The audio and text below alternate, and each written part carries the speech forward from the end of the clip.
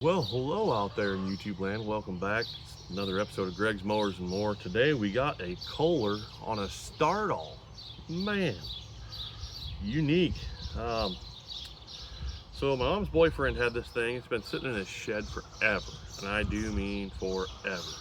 If you don't know what a start-all is, well, then I guess you've probably never been around tow trucks or anything like that, because back in the 60s, the 70s, and the 80s, every tow truck in the country pretty much had one of these things mounted on it for jump starting semis, tractors, cars, trucks, buses, what have you.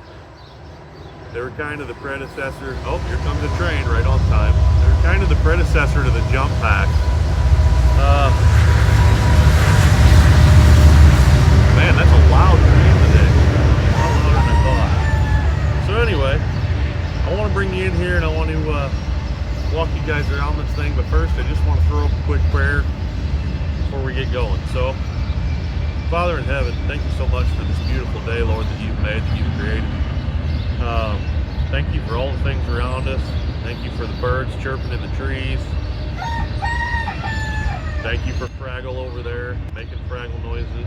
Thank you for this piece of equipment to work on, Lord. Thank you for all the people out there watching the channel. I pray that each and every one of them will be blessed by this video, Lord. I just pray that you would keep them all safe, and me as well. And pray that your will be done with this engine. We pray that you help us to get it running. Thank you for all you do and all you are and all you will be.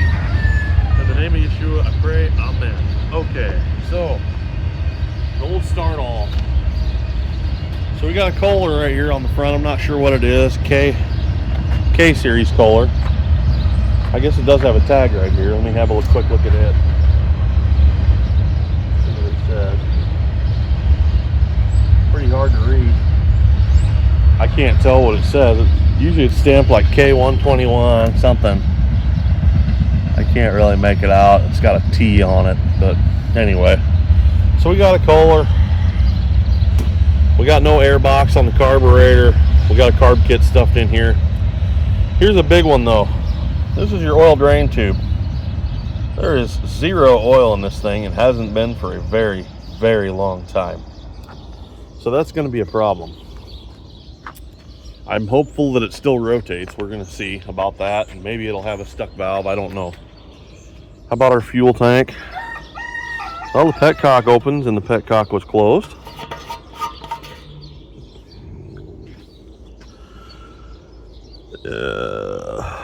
Looks like there's some grossness in the tank. Oh, hey little buddy. Look at that guy. So that's the power head. And then we got this part. And this is the part that does the ampering. See, we got an old faded amp gauge there. She goes positive or negative 300 amps. 300 amps is a lot coming out of this thing. So I'm sure there's probably some mice nests in here, but we'll burn that bridge when we get there. We're gonna get diving in here and start looking at this old girl. So anyway, my mom's boyfriend had this thing in his shed. He said it used to run, came off a tow truck, pretty typical. Been sitting in a shed for I don't even know how long. I'm not trying to be mean, but my mom's boyfriend, he's kind of a pack rat. You know, he just keeps things forever, and sometimes he does stuff with them, sometimes he doesn't. Alright, governor's free, carb linkage is free, that's a good sign. I do have a plug to put on this. I think before I even, well, I'm just going to give it a little pull and see if it'll actually move. Okay, it moves, and mouse house is falling out. So we're going to have some work to do here. That's pretty evident. I do think, boy, Fraggle is just wound up today. I do think I probably better get some oil in the bottom end of this. Probably better pull a spark plug out and get some lube in the top end of the cylinder. So those are two good places we can start.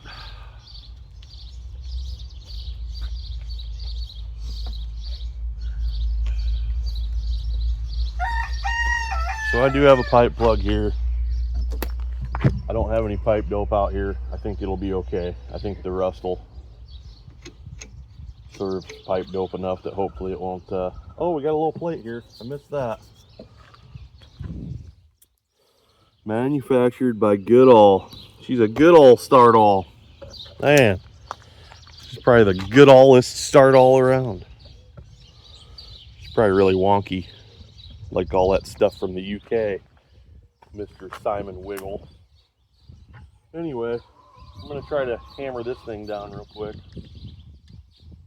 So, he pretty much just gave me this and was like, hey, whatever you can get for it, you can get for it. So, you know, me being the guy that, oh, the pipe going into the engine's loose too, look at that.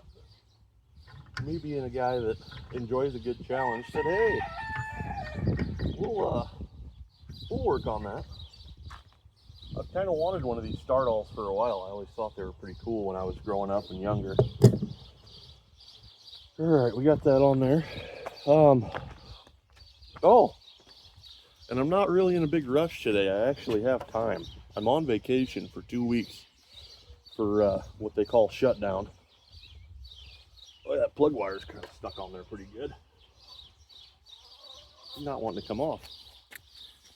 So yeah, so I'm actually not in a huge ginormous rush. My night job's kind of slowed down a little bit. I don't have a whole lot going on there either right now. And it's a beautiful day. It's not 100 million degrees out yet. There it went. So I can kind of take my time here today. So that's a good thing. I'm happy about that.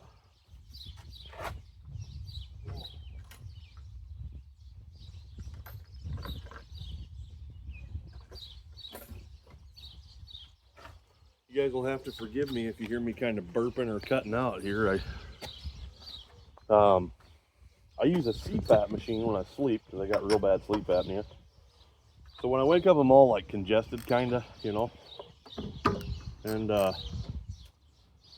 so my mask fell off in the middle of the night last night. So then, like, I snore real bad, my throat's sore, and I get congested and stuff.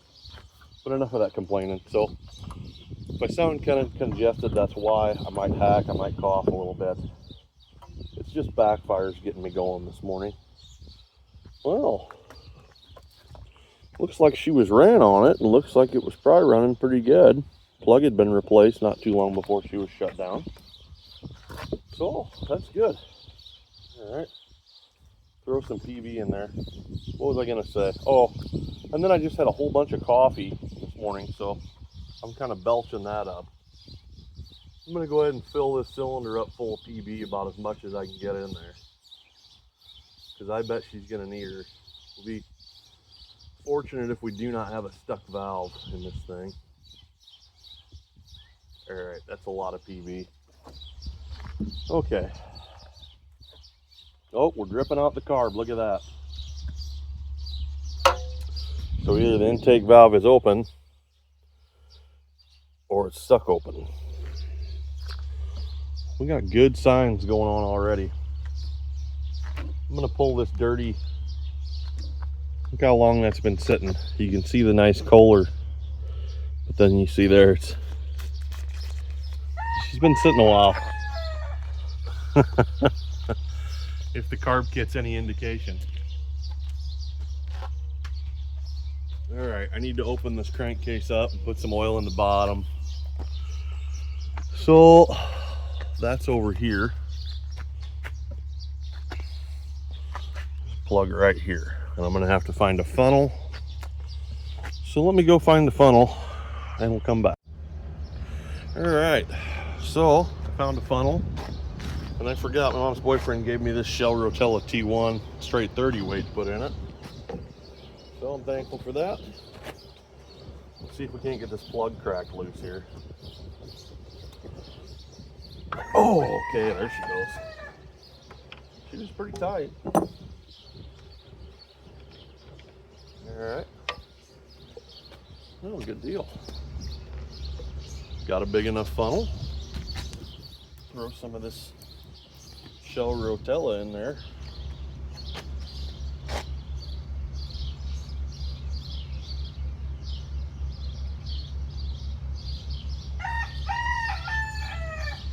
I really hope I don't overfill it. Oh, I'm drizzling it all over. Look at me looking like an amateur first thing this morning. Well, I guess I kind of am, but you know. We got to get all the vitamins and minerals back down the bottom of this crankcase so that this old girl will hopefully come back to life.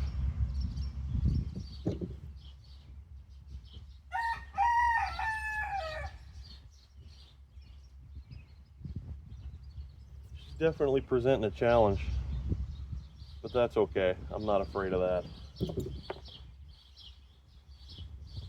As you guys know, if you've been following the channel for any time, I don't back down from stuff that easy. Try to get her going if I can. Uh-oh. Man, I'm just all over the place today. Can't hardly hold on to nothing.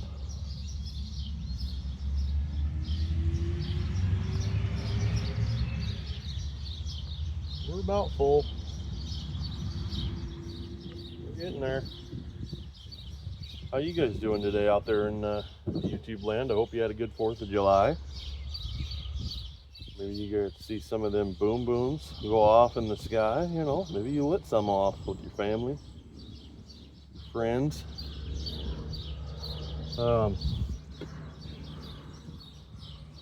We had the privilege of bringing my aunt with us, and we went over the next town over and saw a big fireworks show and met some nice people, and it was a pretty good time. Pretty good time. Been doing lots of church functions, you know. Keeping the new moons and the Sabbaths like I do, like the Bible tells us to. I guess I better go check that plug that I didn't put any pipe dope on and make sure all our oil's not leaking out as fast as I'm pouring it in.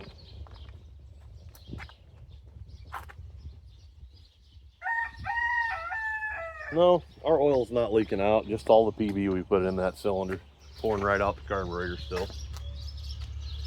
That intake valve should be very well lubricated.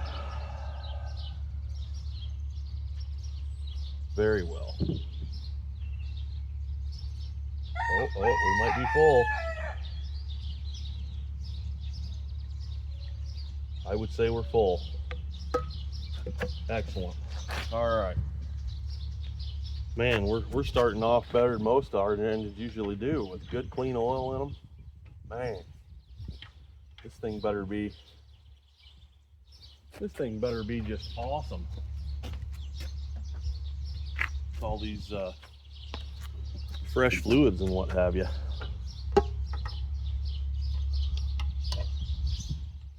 And I mean, it's a Kohler, so you know it's going to do one of several things.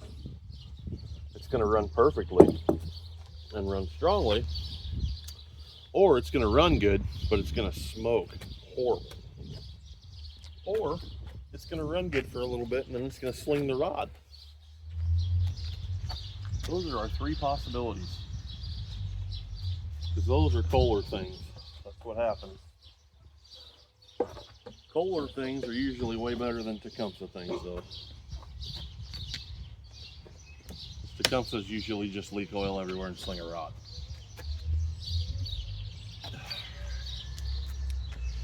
Okay, well, let's see here. I saw some mouse house coming out of here. I think I want to throw a little bit of carburetor cleaner in this tank just to try to start breaking down some of whatever's in there. Because I know that's going to be an issue. I know it is. So I'm just going to kind of spray a bunch of this in here. And we'll let that kind of marinate, you know.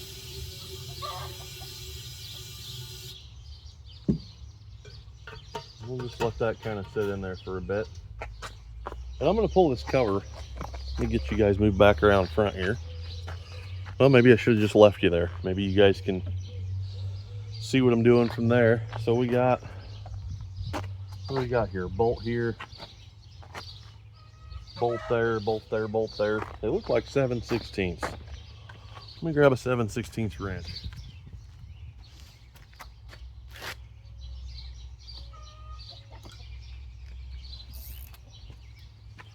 Tell you what, man, that heat's been just going for a while, but this morning it's beautiful. Not really hardly any wind. Oh yeah. 7/16 it is. 7/16 for the win. Yeah. So I got up this morning, I came outside and I looked up and I'm like, oh, thank you, Lord. So beautiful out. Perfect day to spend out here in the sunshine, hanging out with you guys, working on a small engine. My wife and my daughter are gonna be heading out at some point. They're having a mom-daughter date today. My son might go. I don't know what he's gonna do today. He was supposed to get up and go lift weights, but he didn't do that because I think he was up all night. I don't know. But he started his own little business where he goes around and they clean windows on houses and stuff, so he's been doing that. I just remembered there's a cable over here. So there's a cable here for your throttle, and the more throttle you give it, the more amperage you got. Comes up there and pulls on your governor. I'm gonna lube that in hopes that maybe that might come back around. It's not looking great, but we're gonna try it anyway. So yeah, so I mean, at some point my wife, my daughter, my son, they might all take off and go do all their things tonight. I gotta go over. My wife's gonna go over and help one of my aunts with some plant things, because my wife she's got like the best green thumb I've ever seen. She's got like a spider plant in there. Some of the windows in her house are like 6 feet tall, and the spider plant and its little shoot things are pretty much as long as the window. It's got beautiful little white flowers all over it. The Lord is just, he's blessing everything. And that is kind of what he does. He's been extra good to us. Blessed beyond all measure. Really don't have any complaints.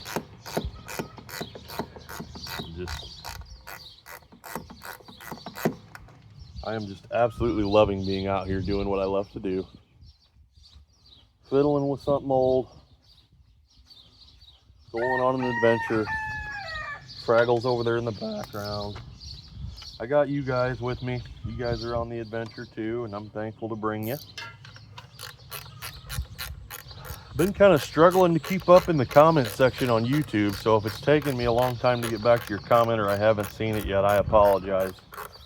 YouTube likes to hide comments from me for some reason. I don't know why. I haven't quite figured that out yet. But I do answer them as I'm able. As the channel grows more and more and more, I get more and more comments, and it's just hard to keep up with them anymore, because there's so many of you and so few of me. So that cover should come off of there. I guess maybe I ought to give her a little wacky.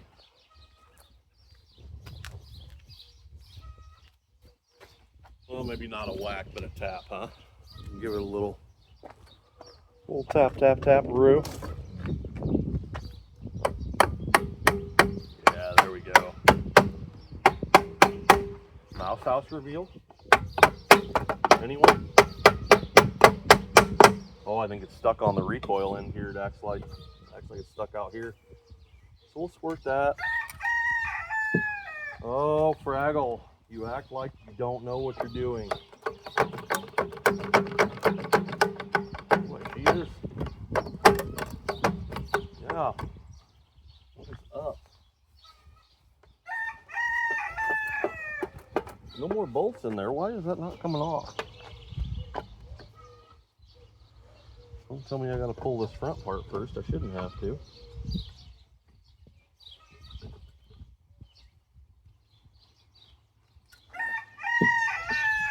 Oh, I can tell it's packed full already. Why is that not coming off of there though? I know it should.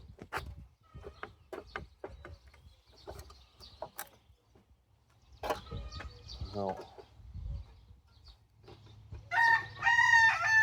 I'm gonna get a flat blade screwdriver and pull that top little panel off while I can here. Oh.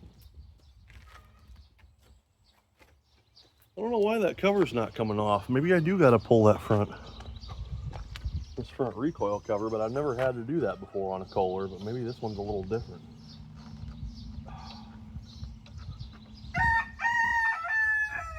We got little creepy crawly bugs coming out of this thing. Man. She's just gross. Alright, so what's holding us on here? Is it this mouse house?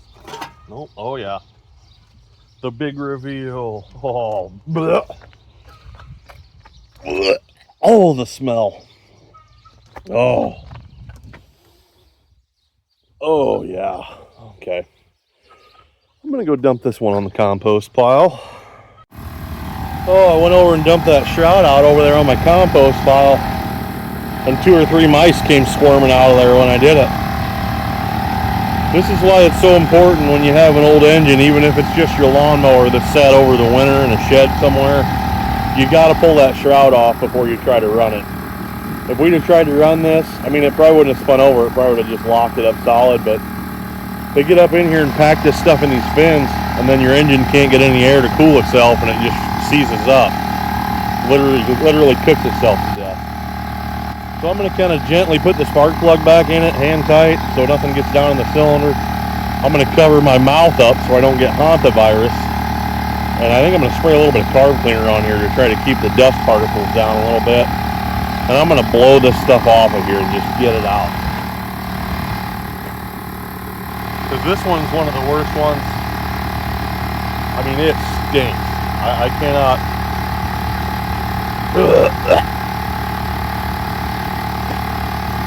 I mean, just straight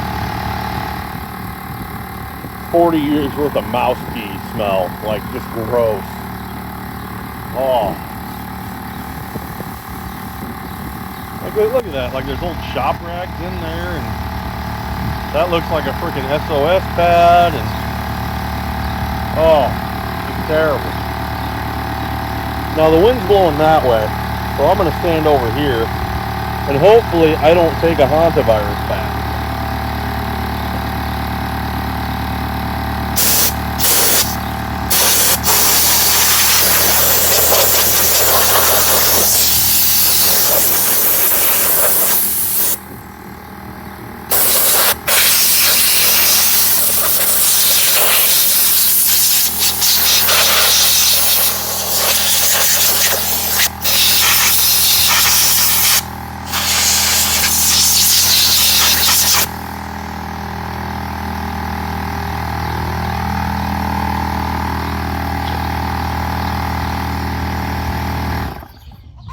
Oh.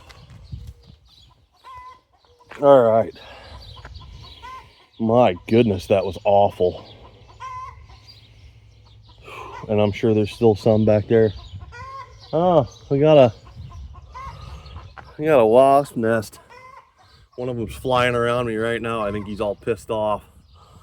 There's a mud dauber nest right there in that flywheel area. I'm gonna try to evict these guys. Okay, well that one flew off, but we're gonna take care of those offspring. Oh, one of them just come out of there again. Okay, I think the next thing, while I'm here, I'm gonna go ahead and yank this plug out. And I just kind of want to rotate this by hand a few times.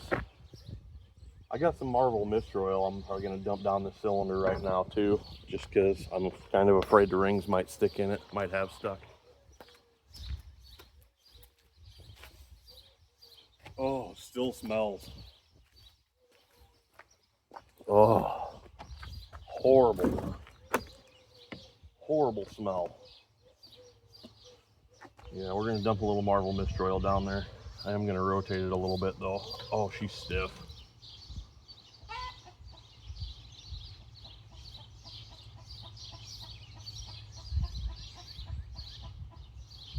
Get a good amount of that Marvel in there. And then we'll try to... Oh, okay. That was nice. We got a little geyser action coming out. That's how you know the cylinder's full. And we got wasp nest stuff coming out behind the flywheel, so I know that's going to be wonderful. Oh, sounds like compression. Listen to that. Sounds like if you lived anywhere near a dairy farm.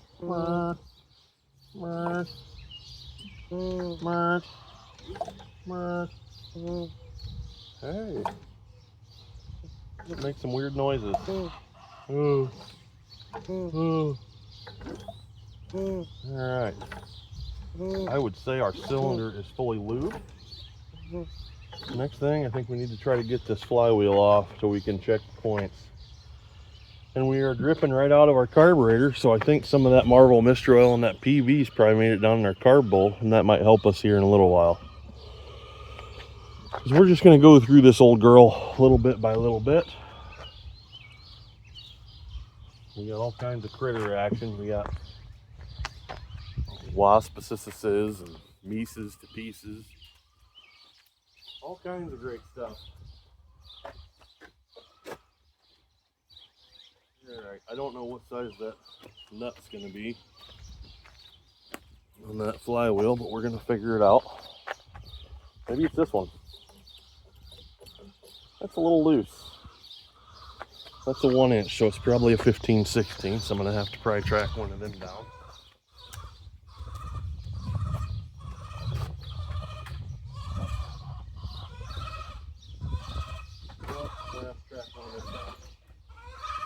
Okay, let me go track down my 15/16.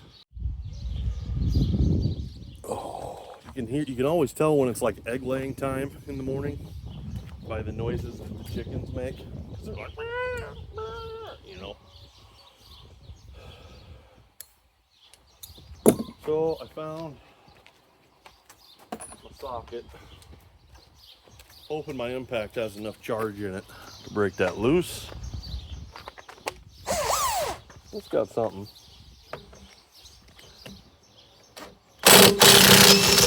Oh, right off. Great job on the old wore out Milwaukee there. I'm going to try to get back in here, and I want to be able to lube around the flywheel key there and the starter cup.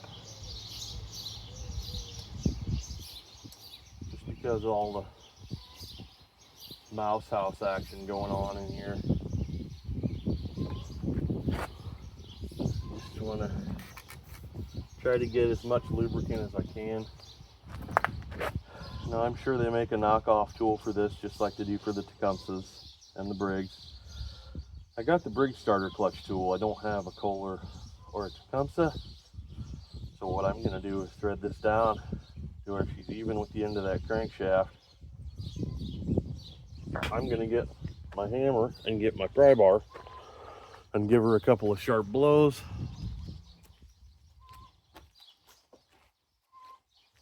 Hopefully she'll pop off of there for us.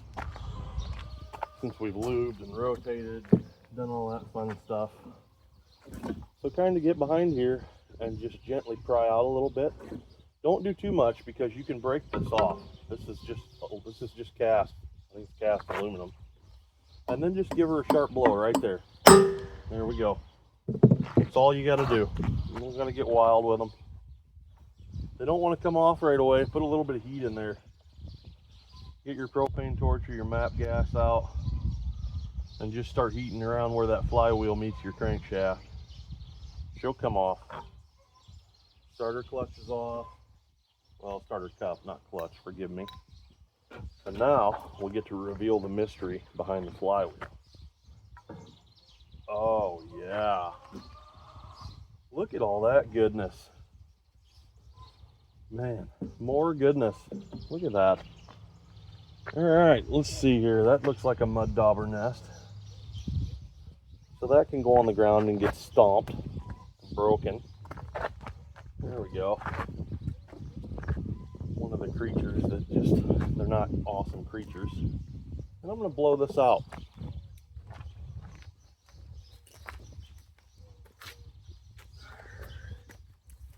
No way we would have had fire.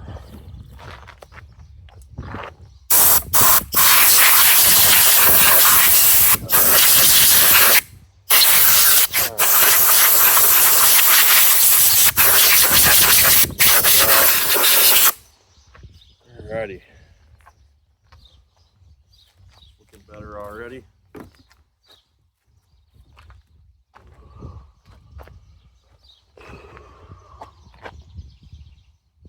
Alright, so now this is a Kohler, and I forgot about this till just now.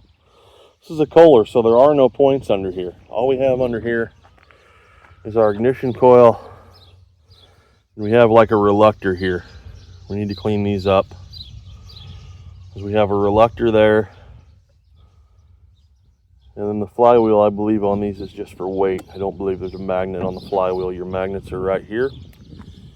And then we have our points cover, which is right here. And this is our kill, our engine kill that grounds out our points. So I'm going to clean up these little magnetic pieces here, and we'll make sure they're good. I'm going to go ahead and just hit this with a little bit of carburetor cleaner here. Just a little bit, maybe a little PB. I'm going to get my wire brush out. We'll clean her up. I had to get behind that flywheel to get rid of all the rest of that crap.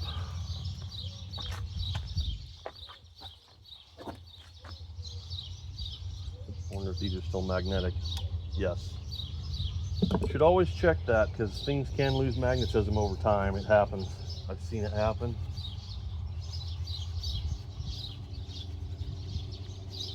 You want to make sure your reluctor still has some good magnetism to it. I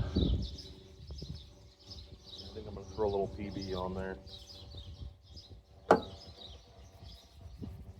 It's like that Frank's Red Hot Sauce commercial. I put that blank on everything.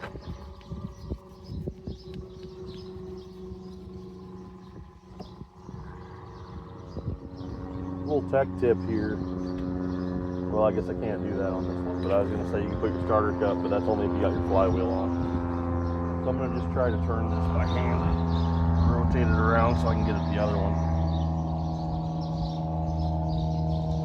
Don't pinch your fingers though, because you can do that. And don't lose your flywheel key either. Got somebody flying one of them little bitty airplanes overhead right now.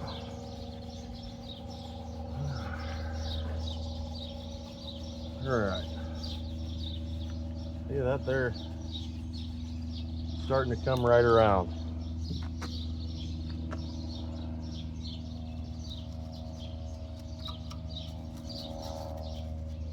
Coming right around. Okay. So that should about do it for that. Now we can put our flywheel back on. I'm going to clean the back side of the flywheel too. There's too much crap in here for me. Just too much crap. I wonder how long this old girl sat for. It had to have been a long time. I'm going to clean in here where the crank goes through, because there's some debris in there. Alright. And then line your flywheel key back up. And slide her back on. Install in the reverse order. Now, okay, I just realized the starter cup has been damaged. There should be a tab there that fits in there, and it's gone. Yeah, so it's just going to slide around. You just kind of got to hammer down on her. I can't say that that's uncommon, because it's not. These old engines just got whipped on over the years, man. They, especially on tow trucks, because when you need them, you need them.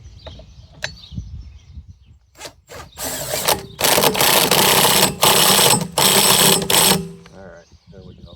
Okay.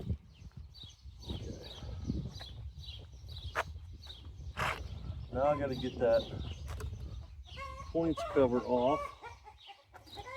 I'm going to have fun trying to get you guys a shot of that. Let me try to figure out how I'm going to do that.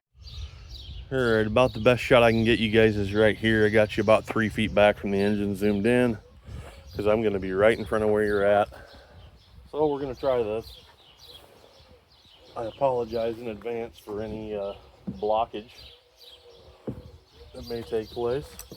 So this is your points cover right here. Hopefully you guys can see that okay. It's got 2 flat blade screws, one in the bottom, one on the top. It's got a wire that runs over underneath your flywheel. This is your fuel pump, which we'll deal with that here in a little bit. I don't know that I have a fuel pump diaphragm for it or a different fuel pump. But if we can't get the fuel pump to work, we'll just bottle feed it for a little bit. It'll be better than nothing else.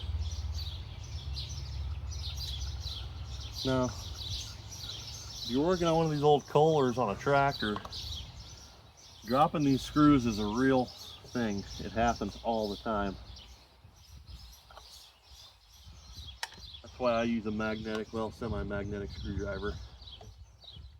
Try to hang on to them. But if you don't have spark on your Kohler, this is like the #1 problem with your Kohler engine right here, probably. There's points behind the points cover. And now we have access to our points. And there's little spider webs in there. These actually don't look too darn bad. I've seen way worse. I'm not going to be able to get you guys in there to look at them though, unfortunately. I am going to rotate this and look at them and see if they're opening and closing. And they just close, so that's a thing. Blow them out with a little carb cleaner. There we go. Hit that cam with a little bit of PV back there. And my PV thing's not doing too great. Alright. Points file, where are you?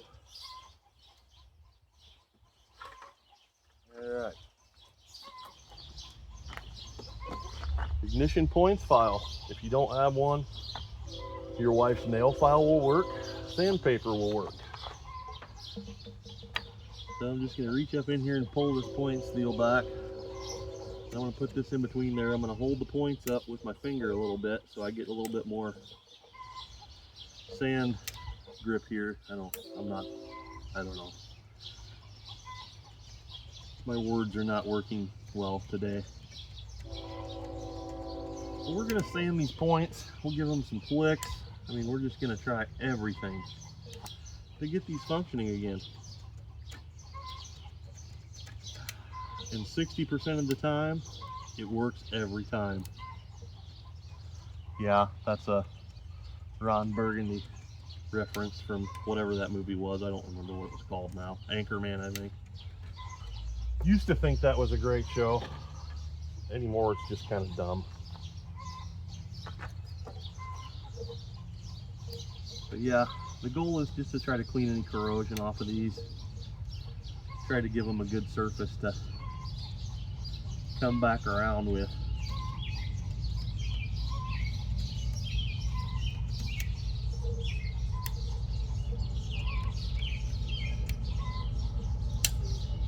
Giving them some flicks. They look pretty good. Clean them off with some carb cleaner here.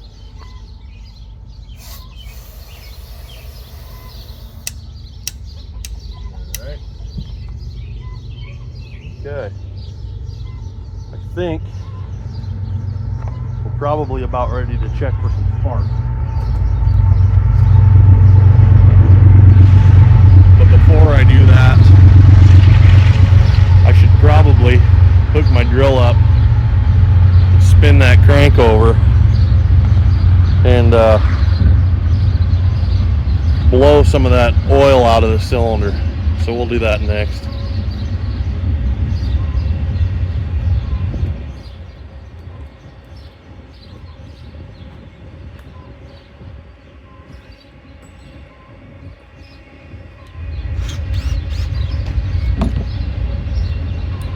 Hopefully my drill's got enough charge to do that.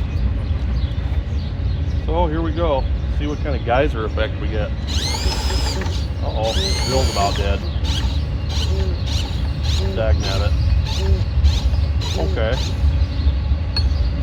Well, isn't that fun? Yeah, bill's about dead. Okay. I'm gonna have to remedy that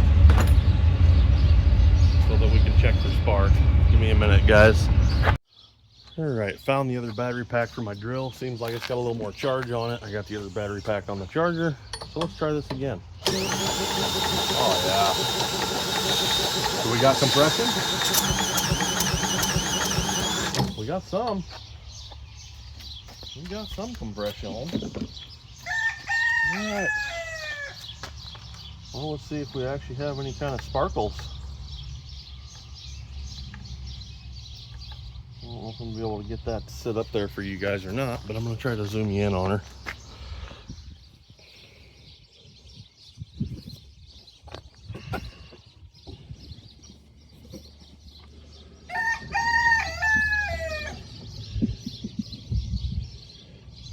Maybe you'll be able to see something there. We'll try it. Here we go.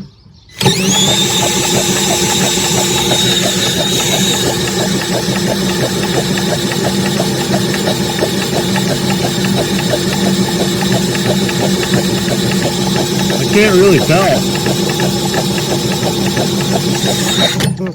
I can't really tell if we're getting any kind of spark out of that or not.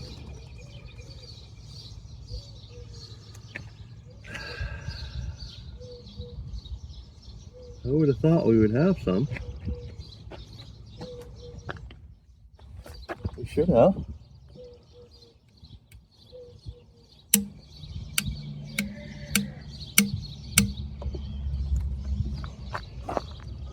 I don't know, we're right here in the breeze, you know.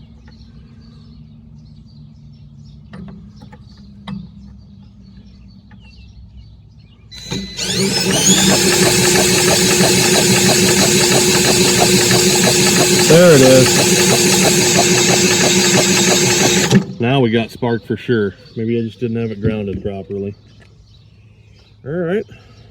Well, that's cool. Let's put our plug back in her hole. Excellent. That's what I like to hear.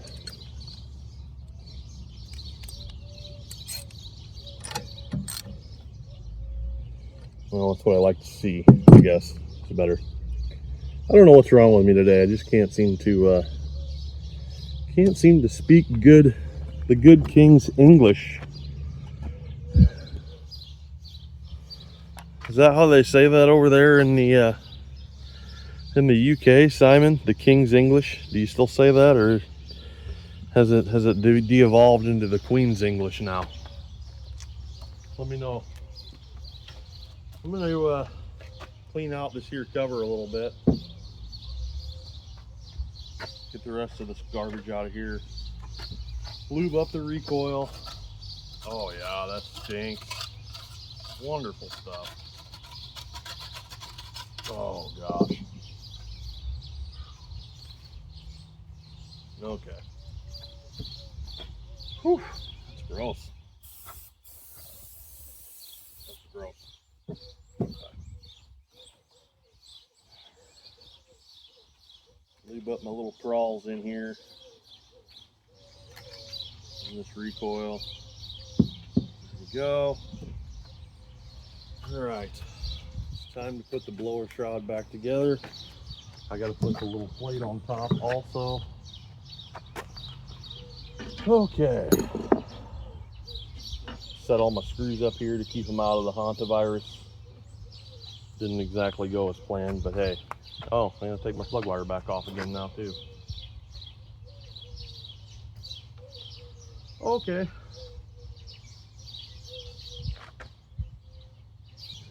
Set that there, line that up. That's gonna rattle. There's only gonna be one screw holding that top plate on.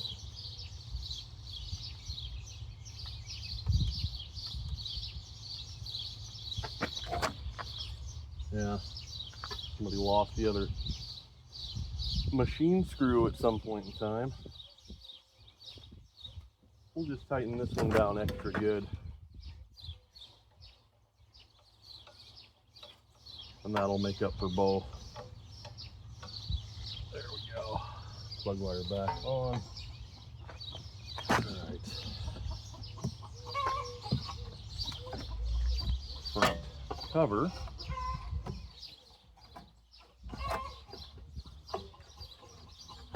Maybe. No, you gotta go.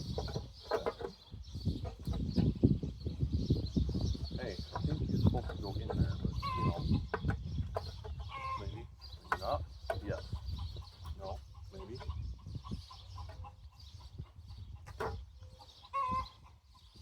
Got a little wasp trying to come get me.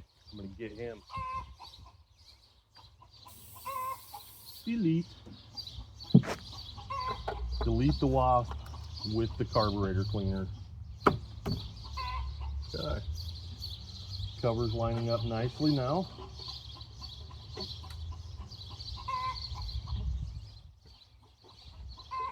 You can hear the chickens over there singing their egg song morning serenade. Sorry to have to step in front of the camera for you guys there. Well, that was supposed to go under the cover there too. Probably fix that. Well, that's missing bolts too. Somebody's been in here before.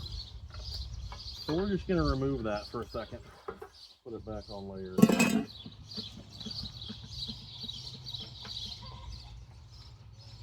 I don't know what we're gonna do when we get to the start all part because I don't have anything around here to jump.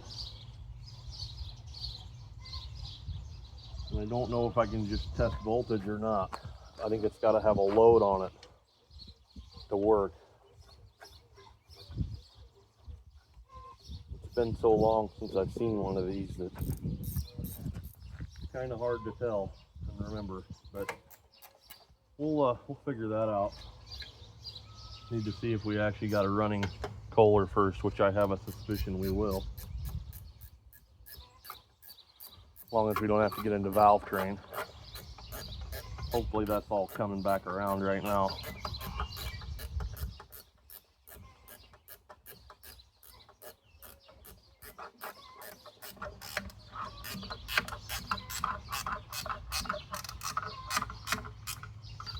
Tighten down the cover bowl.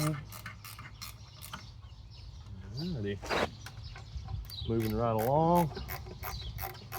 Now I want to make sure that we have spark enough to fire this thing before I put that points cover back on. I have a habit of putting that back on and then it'll lose fire and then I got to take them off again. And I just not really in the mood for that today. The whole redoing something you've already done thing today just doesn't sound appetizing to me. All right.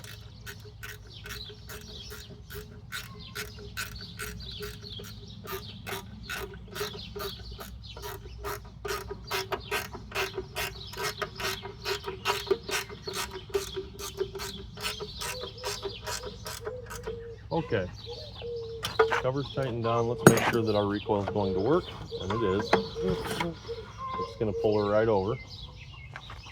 So let's give her a little carburetor cleaner in the throat hole here.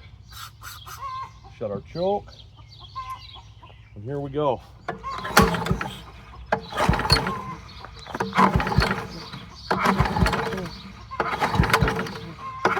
Ooh. Man. Whew. She's pulling over hard. Alright, so we got, it says we're on idle here. Let's see if that cable's actually going to do anything. Probably not. Oh, there it's moving a little bit. Alright, so we'll idle that up. Let's try her again. Oh! Oh! She tried.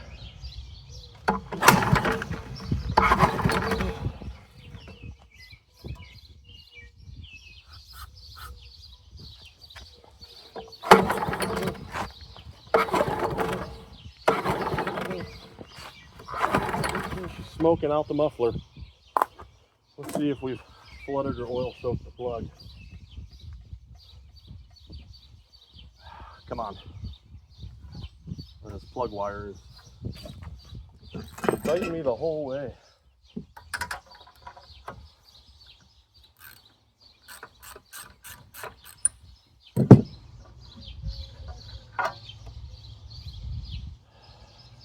Yeah, plug's kind of oil fouled a little bit there. I think we still got quite a bit of that lubricant in there. All right. Give her a little bit of this. Well, I think I got some 2-stroke gas. Maybe I can get a couple of drizzles of that in there.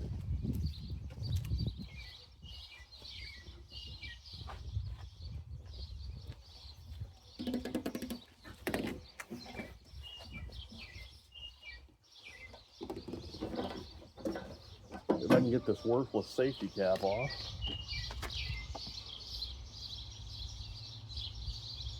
Oh, that was probably more than it needed.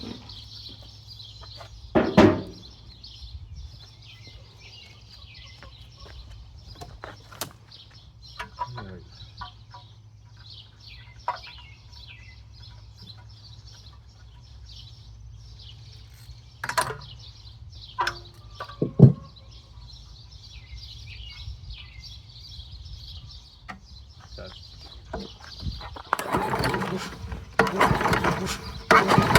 Oh,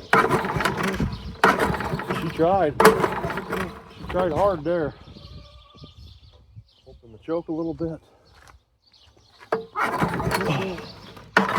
Man, I'm just having a hard time getting a good enough pull on it. She's still tight. Whew.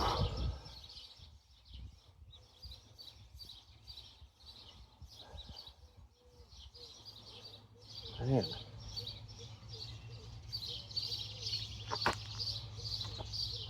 I think maybe we ought to do a compression check on her just to see where we're at.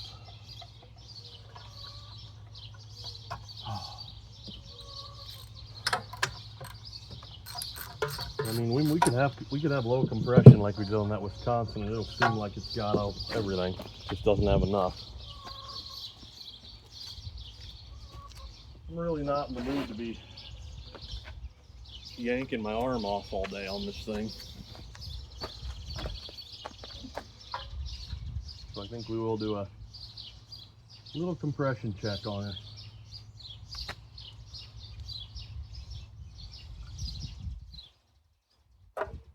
Okay. Yeah, choke's open. Let's get our throttle opened up as far as we can. There we go. Here we go.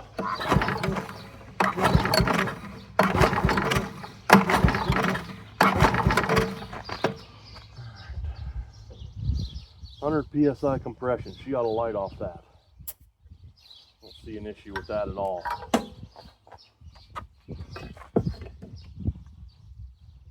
Maybe I'm just getting too weak in my old age to wheel these old engines over like I used to. Give her a little carb cleaner down the gap and try that.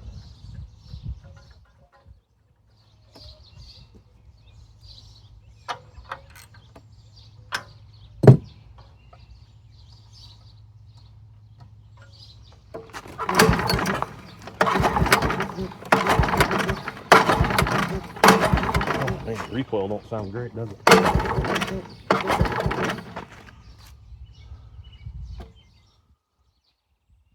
We're literally blowing fuel straight out the muffler. Maybe we got her a bit flooded. I don't know. Oh, this plug wire is irritating me though. I'm gonna take a short break. Come back. All right, I went and let some water out, put some water in.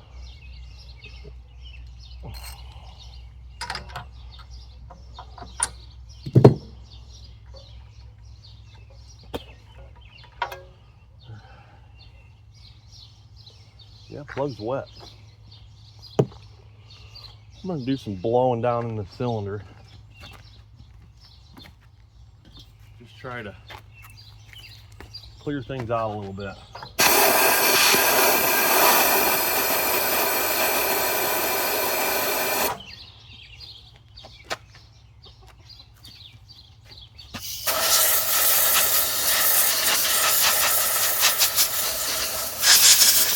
A little concerned that muffler might ignite. I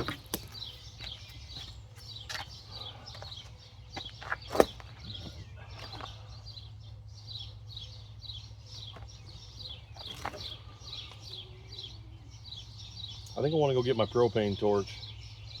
I'm going to heat the plug up a little bit. See if that helps.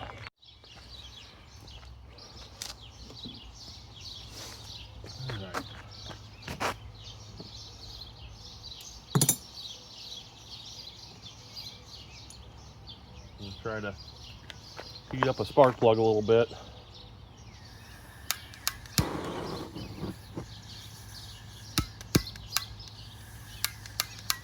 Well, come on.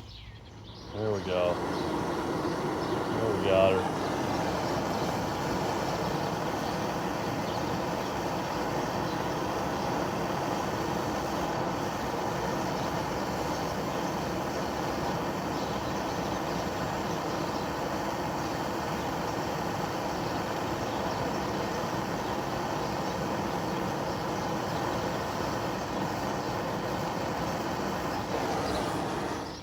That should be good enough.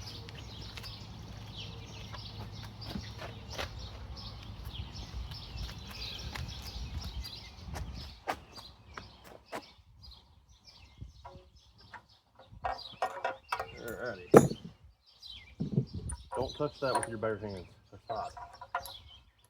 Ask me how I know.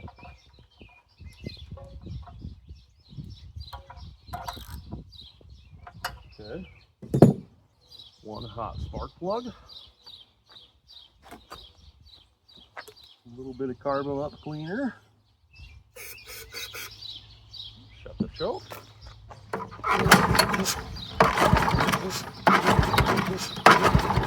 Open the choke.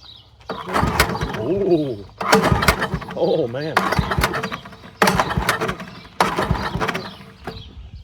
She's trying. Maybe we're not giving her enough.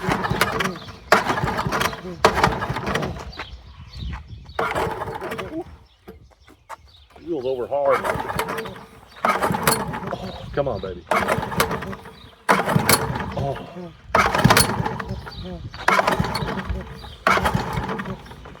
It's like it gets there and then it just stops.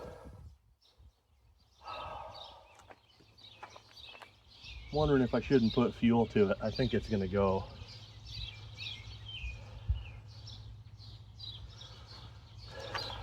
It acts like it's gonna go. All right. Guess maybe I ought to take this tank off.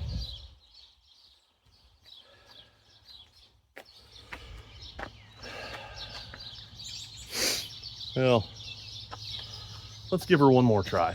I just cannot believe that thing ain't fired yet.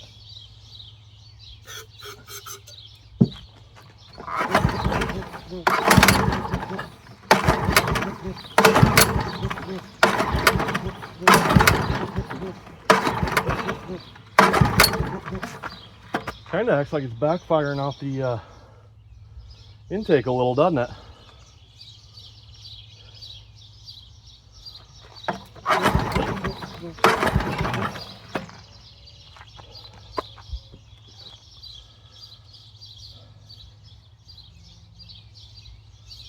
She's trying though. All right. Well, I guess let's put the points cover back on it before I forget to do that. She should have lit off.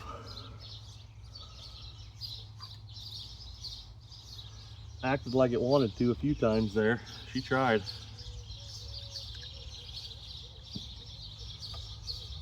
Boy, does she pull over hard. I can see why electric start was a great thing for these engines.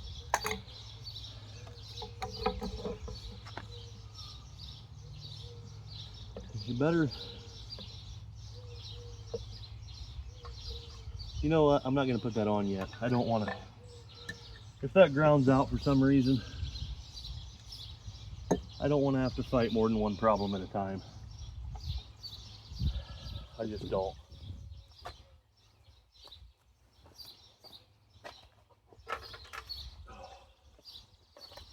I need to get some of this stuff off of here. Just putting stuff everywhere. It's going to be a problem. All right. Let's start working on fuel. Pull the carburetor, we'll pull the tank. All right, looks like we got 2 Phillips head screws here inside of this air box assembly. Go ahead and pull them off. Take the air horn off. Might have to go let my dogs in here in a minute because the one over there is starting to hack. Whew, that one's kind of iffy. Froze in there a little bit, feels like. There, it's coming.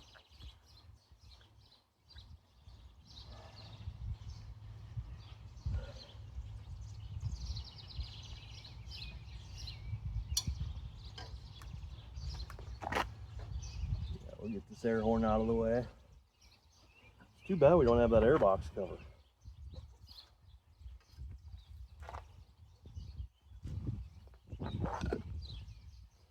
Holding it on now. Oh, it's got a little screw on the side of the carburetor on this side. And I don't know if I'm gonna be able to get that without taking the muffler off. Nope, muffler's gonna have to come off. Let me show you guys what I'm talking about. There's a little screw, right? Oh, I can't hardly see it on camera here.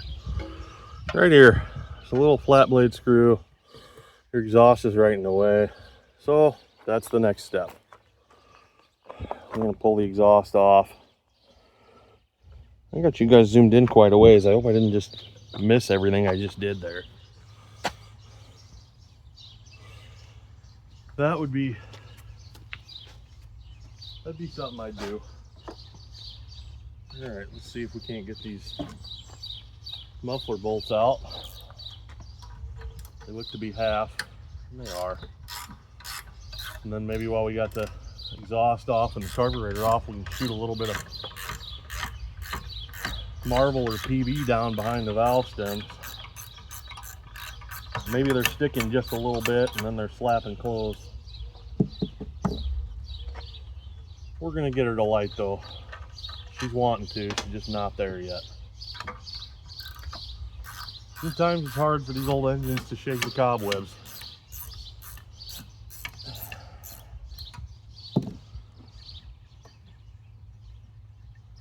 Alright, gasket came off. Oh man, look at that thing dripping. That would have been a fire. Or at least a lot of good smoke. Alright.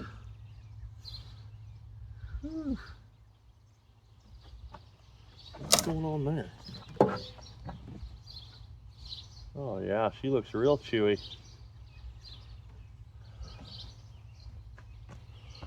Yeah, see if I can't get you guys in that hole there. No, but she's awful chewy. The exhaust valve looks pretty cruddy in there.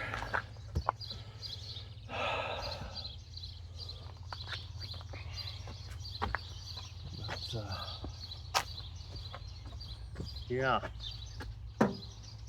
Sometimes they do though. Alright, now I should be able to get that screw out. Holding this air box on. There we go.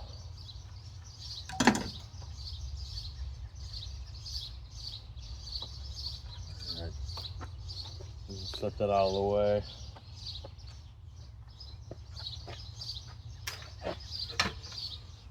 Okay. Now, I think the carburetor's either half or 9/16 on these two bolts right here. And we got a line here that's got to come off. Hopefully it will. Trying to work her back and forth a little bit if you can. She's kind of sticking.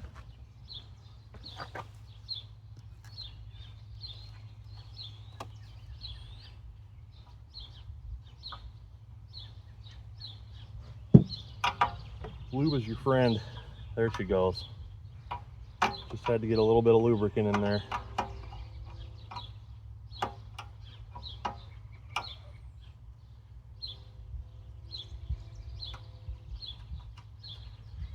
Alrighty. There's that one. Try this lower one while the whole thing's spinning. Love it. Let me grab another wrench because that lower one on the fuel pump's not wanting to, they're both wanting to turn.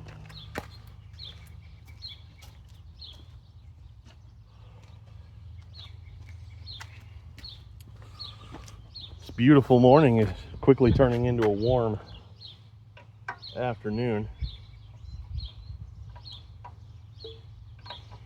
Warming up pretty good. We can get that out now. Yep, there we go. Okay. Now what size are these? Are these a half or are these a 9/16? No, there's not even a half. 7/16 on the carburetor. That's a new one.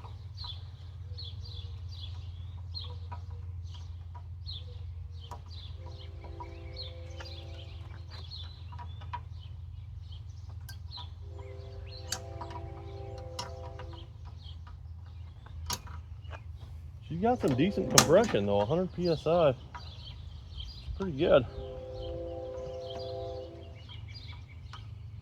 One thing with these old Kohlers, you got to kind of back the bolts out a little at a time.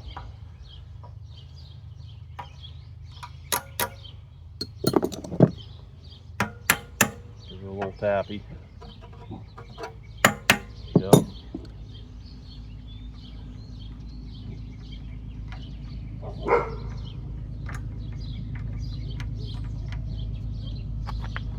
Little at a time. A little here, a little there, and a lot gets done.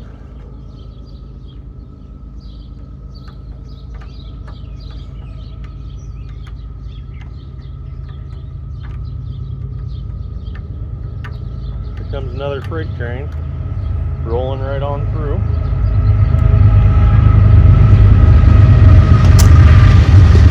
Beautiful Monday morning here. Getting a little warm though. Not gonna lie.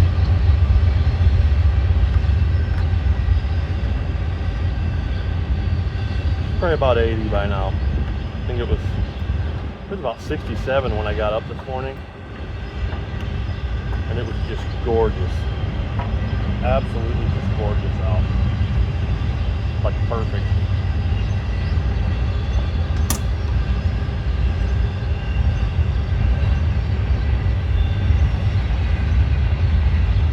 Alrighty.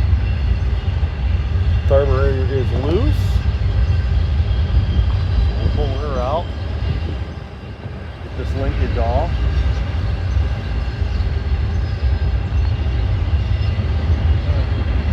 Come on out there, linkage.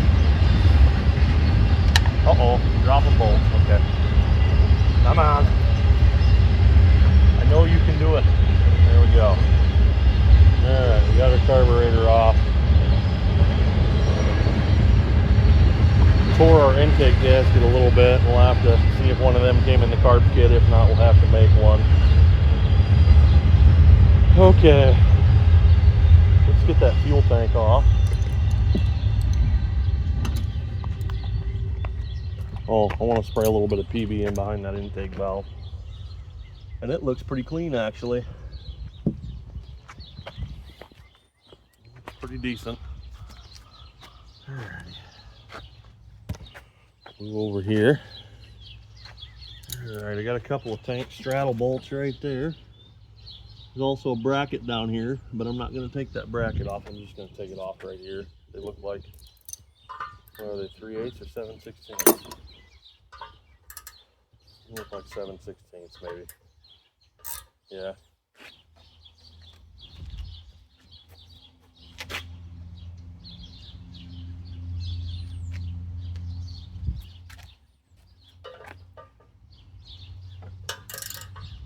Better give them a little spray too while I'm at it.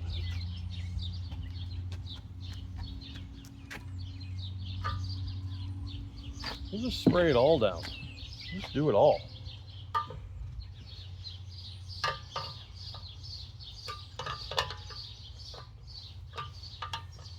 And give it all the goodness.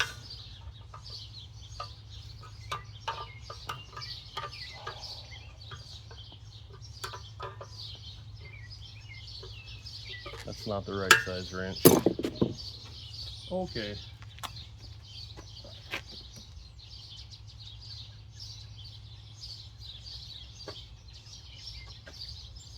You know what? We'll just do it this way. We'll just get a socket wrench on there.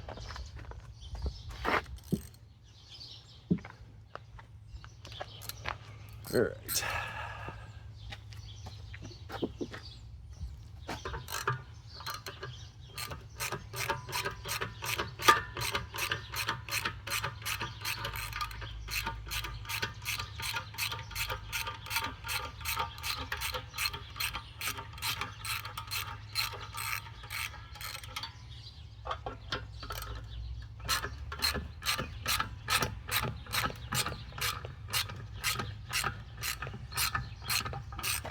Sounds like people are starting to wake up and move around a little bit.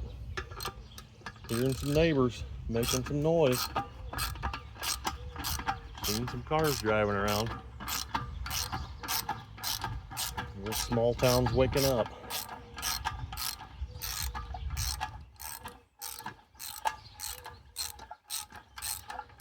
Usually I'm gone and at work by this time.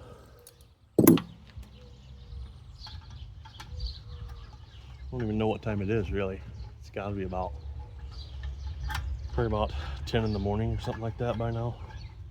I don't know how long I've been out here messing with this thing already. It's had to be at least an hour. I think I got out here at 7 something. So maybe it is only like 8 or 9. People are starting to go to work. I don't know.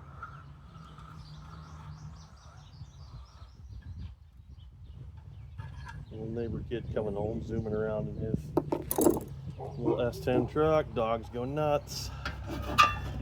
Pop off our fuel tank straps here. And our fuel tank's coming off. Alright. I would rather not have to try to fish that fuel line out of the entire block here. But probably gonna have to. Alright. Because I'm sure it probably needs replaced. Even though it does feel kind of supple still. There we go. Fuel tank is off.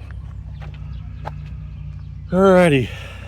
I think I'm gonna go try to flush this tank with a little bit of gasoline. If it's bad enough, I'll do it with some water. And then we'll come back and get into that carburetor. Alright.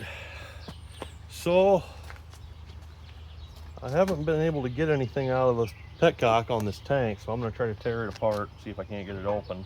I flushed it out with water and gasoline a couple of times, and really didn't get a whole lot of rust out of it. It looks rusty in there, but nothing's really coming out. So we're going to take this petcock loose and have a look at it. And I mean, it don't look bad. There's a little corrosion there, but it's not awful. I have seen much worse in my time. I don't know if you guys saw that 1950s lawn boy I did that one time, but it was pretty much the same thing. Yeah, I think I think she's plugged up there in the tank. I'm gonna have to take the whole thing out. Hopefully this will go well. Oh, okay. It's moving anyway. It's tough, but it's moving. All right. A lot of times you can fix these old things and free them up. Oh yeah. We weren't gonna get anything through that. That had to come out. Yeah, that's pretty gross.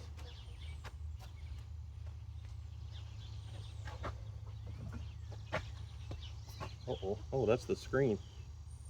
Okay. That's really nice. All right.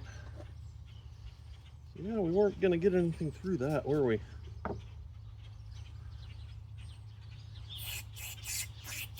Yeah, that screen's totally plugged.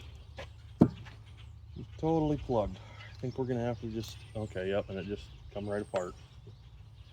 I bet it goes through there now. Nope, still don't. Wow. Oh, there we go. There, we're starting to get some through there. She was full inside a, just absolutely full inside a varnish. Wow. Now we're getting her cleaned out.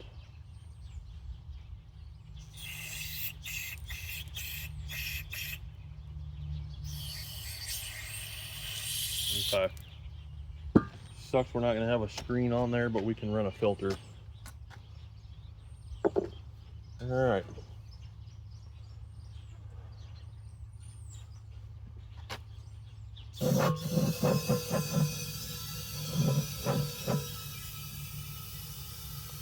Gonna burn through a whole can of carb cleaner just on the tank. Yeah, she's pretty grody. I mean, I've seen way worse though.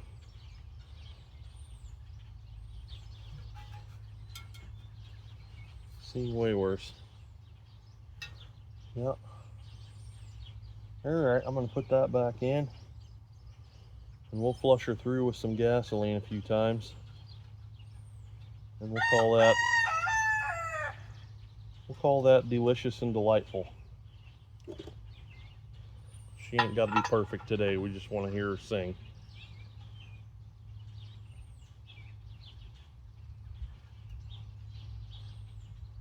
I probably just went a little too far with that. There we go. We'll back that off a little bit. All right. Clean this up a little bit. There we go. A little lubricant for good measure on our O-rings.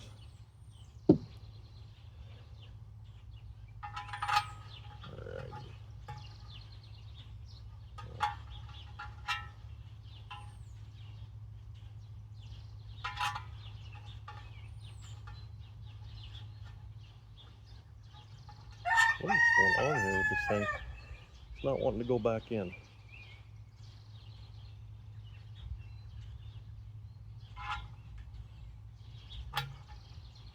Okay, that's just not right. What is up with this? There, okay, it must have had a burr or something on it.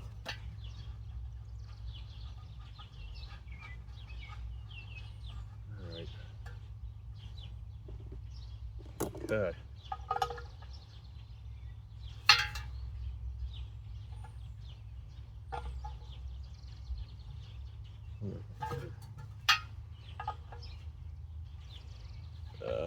Better not force that too much.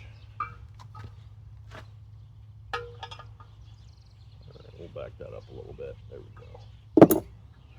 All right, petcock's working. Throw a little gasoline in there. I don't want to bore you guys with this. This is already going to be a really long video. All right. Oh, rattle. I flushed that tank out several times. And it's not looking much better, but it's also not looking much worse. So I think we're going to try to run it the way it is. All right. Next thing we got to tackle the other carburetor bolt go? That's gonna be a bummer if I can't find that. It's gotta be laying here someplace. I'm sure I'll stumble across that here at some point. It had to have fallen somewhere right in here. Take the other one out and set it up here for now. Okay, so we're gonna start working on this carburetor. See what the inside of it looks like.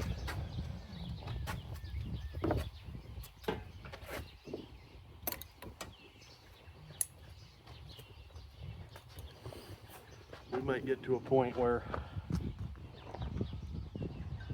we gotta have parts or something. Oh, there's the other carburetor bolt. I just couldn't see it because it was red, laying in there with red stuff.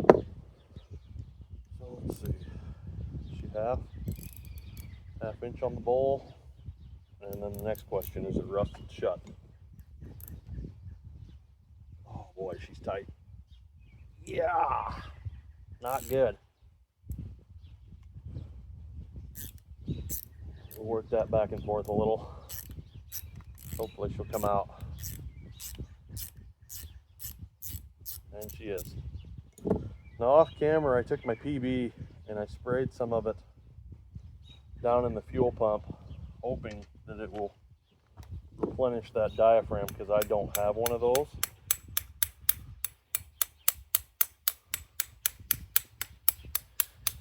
Just tapping around trying to loosen this bowl gasket. And there she goes. Oh yeah. She's wonderful.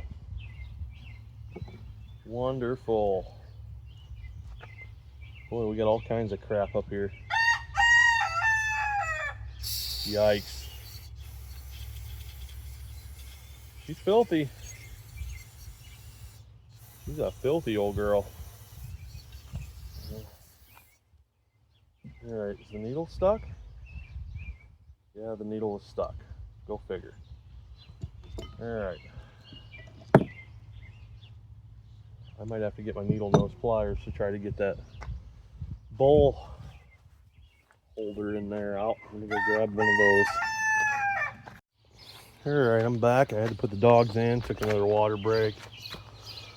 Grab some needle nose pliers. Don't know if this carburetor is going to be savable or not. We're going to have to check the float. This gasket's just harder than a rock. And I don't know if that's going to come out. We'll give it some lube. Yeah. This thing has definitely been setting up a long time. Longer than I initially thought. And that is not wanting to come out of there. Very good. But yeah, you guys can see that old gasket's dried up. All the oxidation on the float. Needle valve's not moving. I can't even see down in there where the jets are. It's so plugged. This would be one that would be a good one to stuff a new carburetor on. eBay or Amazon special. Cure it right up. But you know how I am. I gotta try to save everything.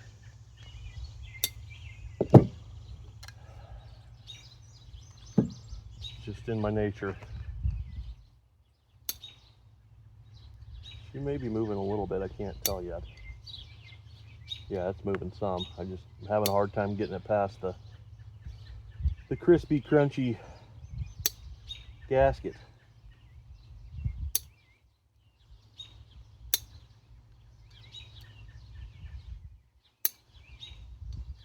Yeah, we're making headway on her now. She's coming. There it is. Got that out. Now we can get our float off. Don't hear anything rolling around the float, so that's a good sign. I'm gonna go ahead and hit those with the carburetor cleaner. Now let's spray around this needle valve here a little bit. And just maybe we can get it to come out. And it did. Broke right loose. Excellent. Alright. Blow through there. Yeah, there we go. Now she's starting to come through the... She wasn't even going to go through the passage there. And down here in the main jet's just... There. There we go.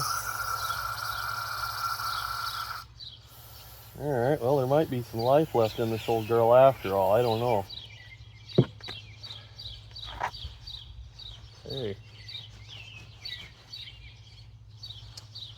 Blue skies are gonna clear up, put on a happy face. Yay!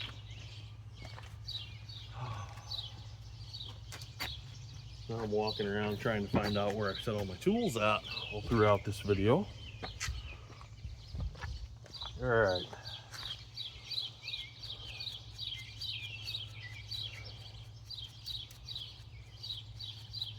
I need to look and see what was in that carburetor kit that was with this thing, because now's the time. Can't really see down in there. Alright, it doesn't even have a removable main jet in it. This carburetor's probably been replaced at one point in time. I'm going to try and run a piece of wire down through it if I can. I don't know if I'll get there though. But the main jet was open.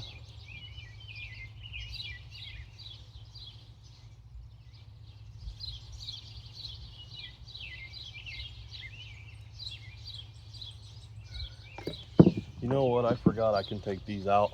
I can take these screws out as long as they're not seized in there. And clean down through there. Let me see if they move. Yeah, it's gonna move. Okay. Boy, that one's acting like somebody's bent that one. It's all bent up here on top. They were definitely probably having carb issues with this when she went down.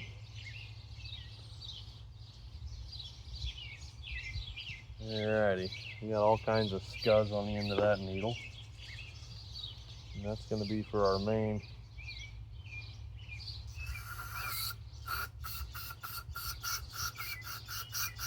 Yeah, that's nice and scuzzy.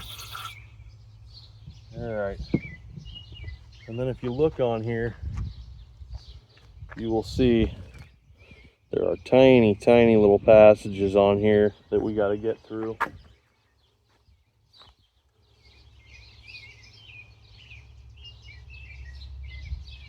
And I don't even know if I got a small enough wire on here anymore to get through those. Doesn't look like it. Dagnabbit. Need a new torch tip cleaner.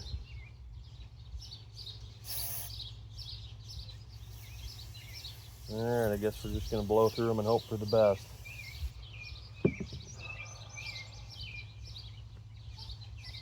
Not going to be perfect by any means. Alright. Put that one back in.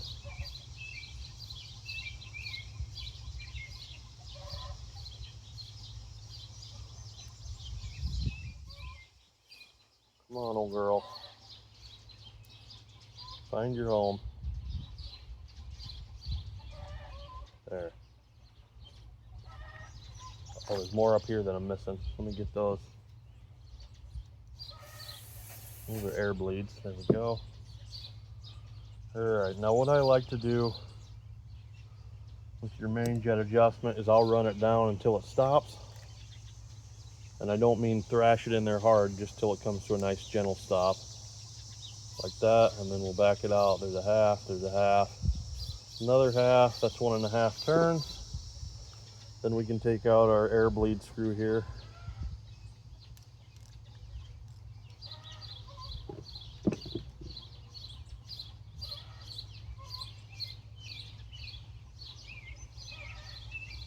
And it don't look that bad.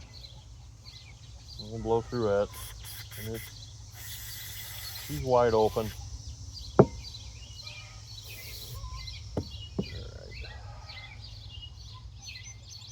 Looking on the side of it, it says it's an old Carter. And we'll run that one in and we'll do about the same with it.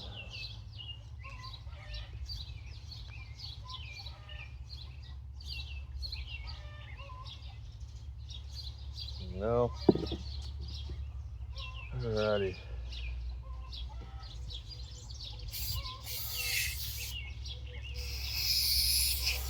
Really, you want to try to get as much nastiness and debris out of these as you can. It's not always possible to do so unless you soak them, which if I got time, I'll soak them. I'm just not feeling that today. I'm gonna open this vintage Kohler carb kit here and see what we got. Stuff in here might be harder than the stuff that's on the carburetor, I don't know.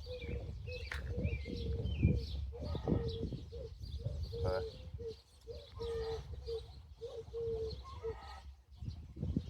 We got a new bowl gasket and an O-ring.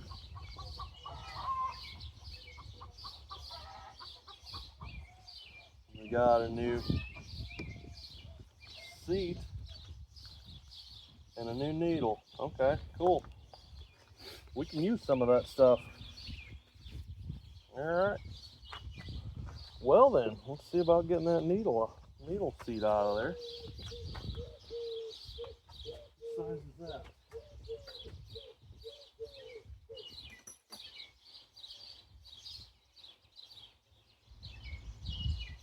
3/8 like.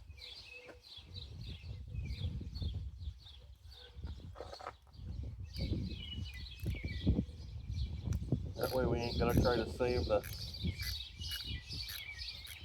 original one. It's pretty stuck in there. No doubt she's gummed up.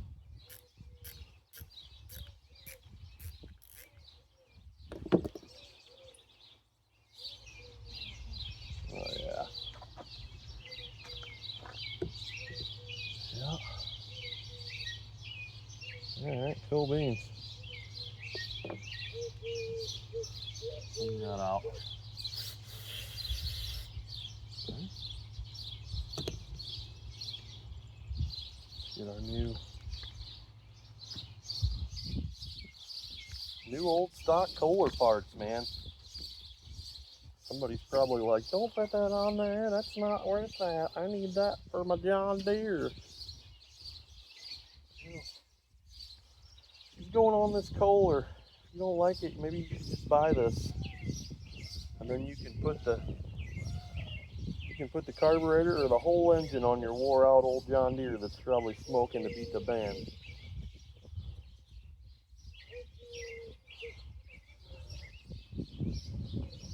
New old stock Kohler parts. I can just hear it from here. I can hear some guy on the internet right now.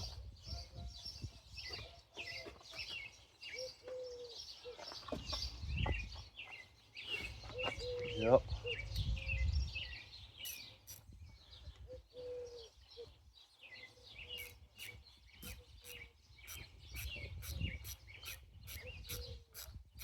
Those old armchair internet guys. I get a tickle out of them, man. They just, oh, that should have been salvaged. You should have just salvaged that instead of wasting that new old stock part on that. It's my part. I'll do with it as I please. Thank you and have a wonderful day. Please come again. Oh, that thing is so crusty. Do you hear that? It's like crunch, crunch, crunch, crunch. Oh, look at that nice toasty O-ring. Oh, she's just so toasty. It reminds me of that Quiznos commercial where they're like, toasty. And they had the little weird gerbil things. Yeah. The weird gerbil thing singing about a pepper bar. I I don't know. I might be.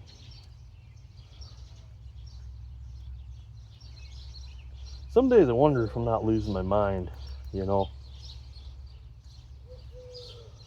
There's like 56 different things going on in my head at any one time. It's like the gerbils on the Quiznos commercial singing about they got a pepper bar. And then there's some Bible verses, and then there's some stuff that people told me throughout my lifetime. There's, you know, it's just a mess. Kind of like this carburetor. This carburetor's kind of a mess, if I'm being honest.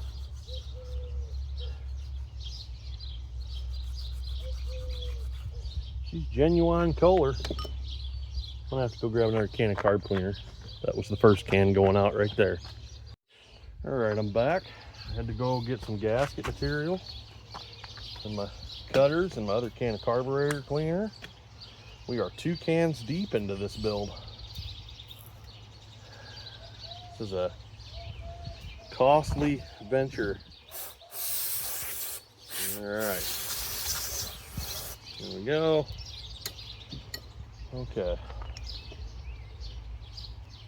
Now this O-ring goes right in. Forgive my manners. This O-ring's going to go in here.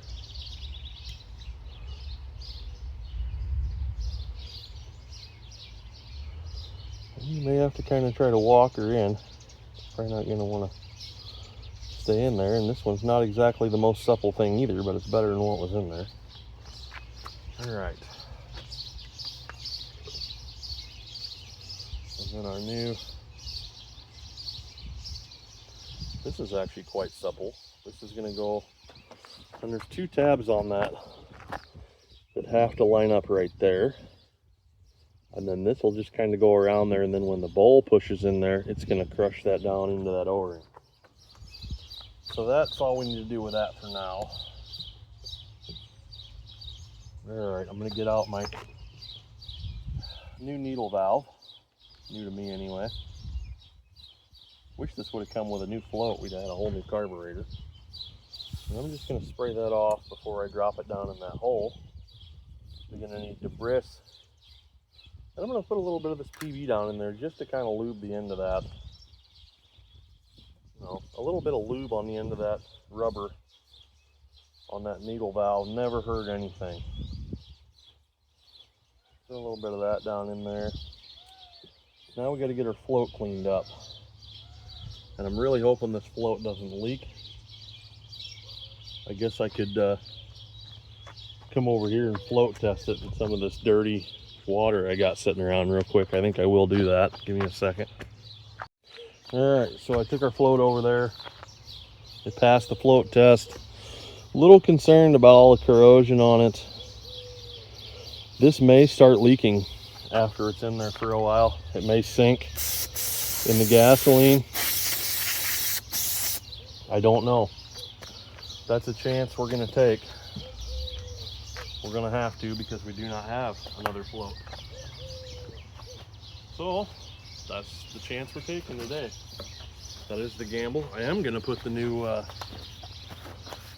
float rod in though that came in the kit. I am going to use it to reattach our float.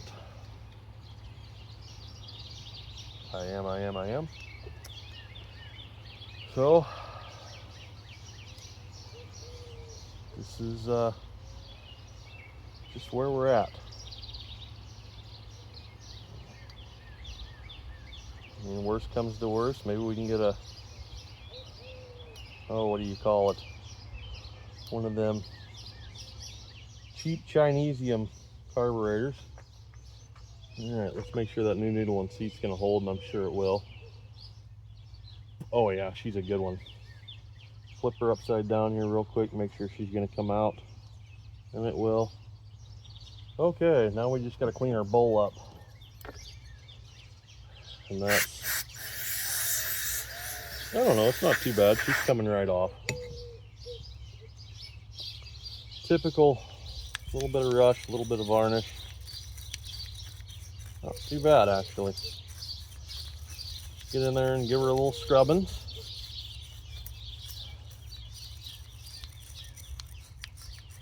Alrighty.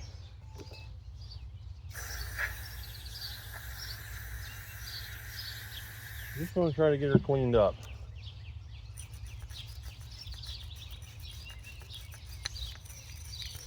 And all this probably isn't going to come out. This bowl's probably going to be stained somewhat.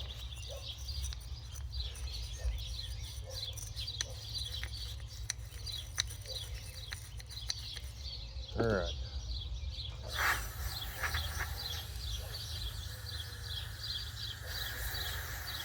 That looks pretty darn good to me. Not bad. We'll run it. Alrighty. You need to clean up this. And this was that was about the worst part of the carburetor, was that lower bolt there. I can't say I'm too surprised at that. Try to get it cleaned up a little bit here.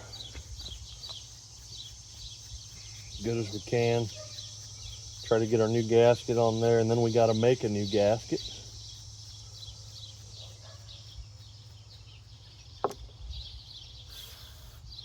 Since we ruined one. And I don't think that gasket's going to come off of there. I guess I kind of hate to just, I don't know. Is that even a gasket? I don't think that's even a gasket. I think there wasn't even a gasket on there. I'll put my new gasket on there like so. All right. And I hope and I pray that this does not leak like a sieve. So I'm going to take my bowl and just kind of come on here and push this down. There we go. And just try to make that seal all the way around. And then we'll put our new drain plug there in.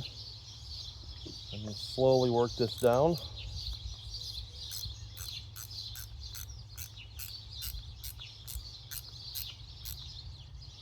Get her good and tight. There we go. Look around and make sure your gasket's all compressed and coming out. And that's not too bad at all. Okay, so the carburetor should work.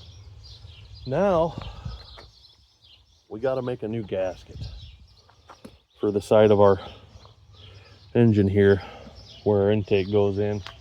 That gasket there, she's had it. Come off of there. This plug wire is too short. All right, so I'm gonna go ahead and try and peel this thing off of there. May have to, yeah, it's on there pretty good. Been stuck on there for quite some time, and I wish I had a razor blade right now, and I don't. Boy, she is on there. I'm gonna have to try to find some way to get that off. All right, you guys don't want to watch me peel gaskets, so let me get that off of there. Okay, I got that all cleaned off. So now I'm going to show you guys how to make a gasket. I've showed this on other videos. I'm going to show you guys how to do it. Hopefully I get it right the first shot. If not, don't hold that against me. But this is gasket material. You can buy this usually at a hardware store, Ace Hardware, something like that. First thing we need to do is cut a chunk of it off. A little bigger than the size we need. Something like that ought to do us just fine. Alrighty. So then the second thing we need to do is get us a hammer. And what we're going to do is we're going to put that piece of gasket paper up against the surface we want to make a gasket of and start tapping around that surface. Now you got to try to hold the paper nice and steady on there. What you want is you want to make a witness mark on that paper. Try and do this without whacking your thumb.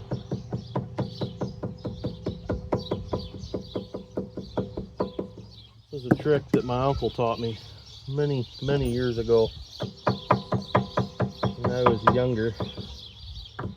and I got upset because I broke a gasket and thought I was going to have to drive 30 miles into the parts store. And he's like, you don't need to drive 30 miles into the parts store. I was like, well, why not?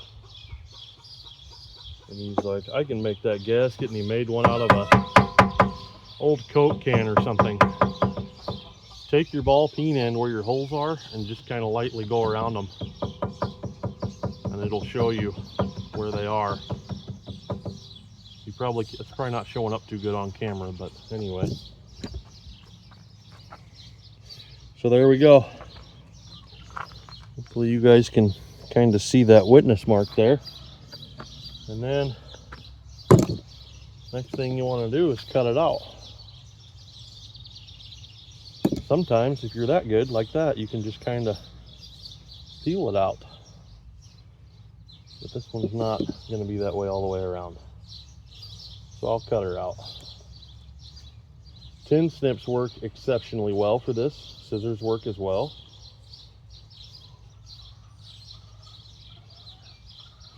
But back in the old days, the old timers, they wouldn't go to the parts store and get a new gasket. They would make one. So that's why more often on a lot of this older stuff, you might see a carburetor gasket made out of an old Coke box or something, or, you know, something along those lines there. Now, I was able to find a crappy old rusty razor blade. So what I'm going to do is I'm going to come in here with that razor blade and cut out my inner circle, if I can get it to cut through the gasket material, which it's kind of doing. But a lot of the older guys would have an X-Acto knife. It had like a real fine razor blade edge on it. I think artists use those a lot today. I don't have one. I should get one at some point though. But yeah, these old arts are dying out. You know, a lot of these older guys, making gaskets is an art form that has just kind of passed away. You know, everybody gets everything from the parts stores now. So we got that. Now we got to get our bolt holes. And this is the part that I usually screw up on, but I'll hold my gasket up there and I'll just kind of eyeball it a little bit. And then I can just kind of poke that hole in there like that. Where's our other one at? It's going to be over here somewhere. And you can just kind of poke through there, just like so. And then you have a gasket. You can also use a drill bit for that step. So we have our crudely made gasket. It will function, I assure you. Sometimes what I'll do is I'll also take my bolt and just kind of finesse it through there. I think I'm going to have to open these holes up a little bit more though. It just seems like it's not good enough.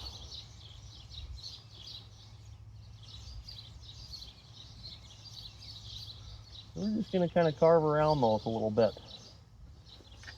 Open those bolt holes up enough to allow that bolt through there. So hopefully we don't tear the crap out of our gasket when we put her together. Sometimes that happens. Sometimes you got to kind of take your time with it. It is definitely an art form, and I am not an artist by any means. By any imagination of the spectrum, and am I an artist. Alright, so there I got my bolt kind of through there. That's good enough. It'll go through, it'll thread through there. Alright. So then we still got to clean up our carburetor end though.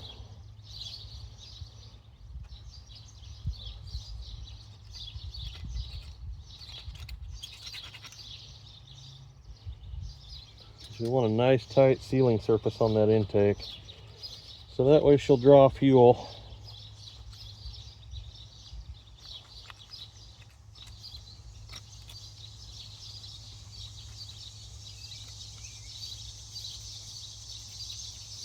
So yeah, don't get too upset like, I don't know, 14, 15, 16-year-old me did when I ruined the carburetor gasket on a 8 or 9 end tractor that was my grandfather's.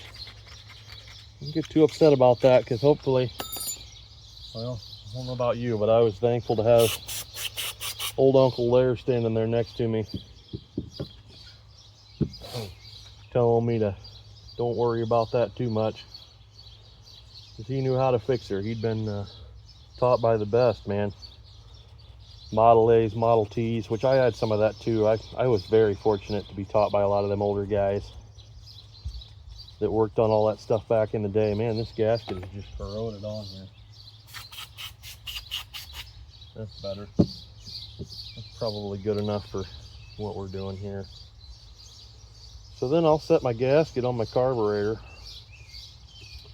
and I'll go ahead and get my bolts through it. And I'll just kind of start bolting the whole thing together. You know, there we go.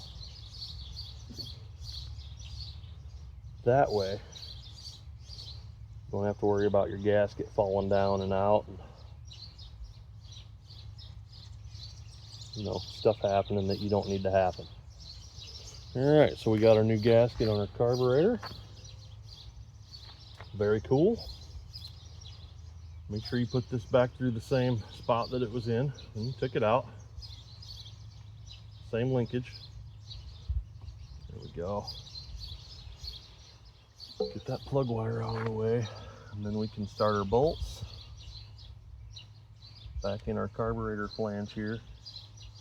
Hopefully so. I'm going to try to start them with a screwdriver.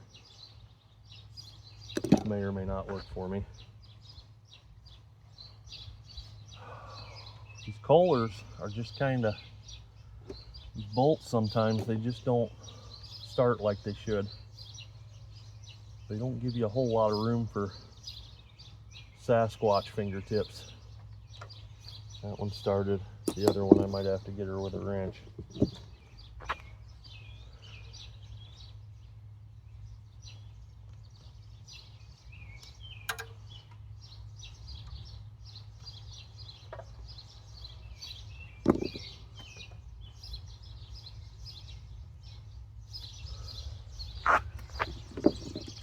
Maybe I can get this little screwdriver up in there and kind of use that.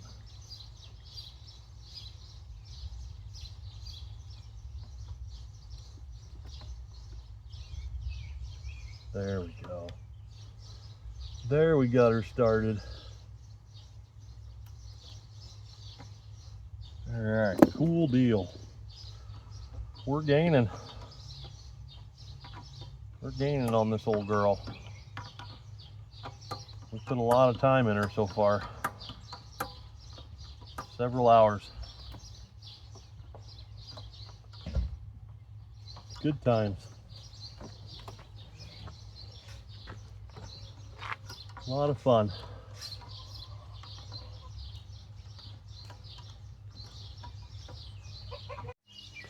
Okay, I'm back.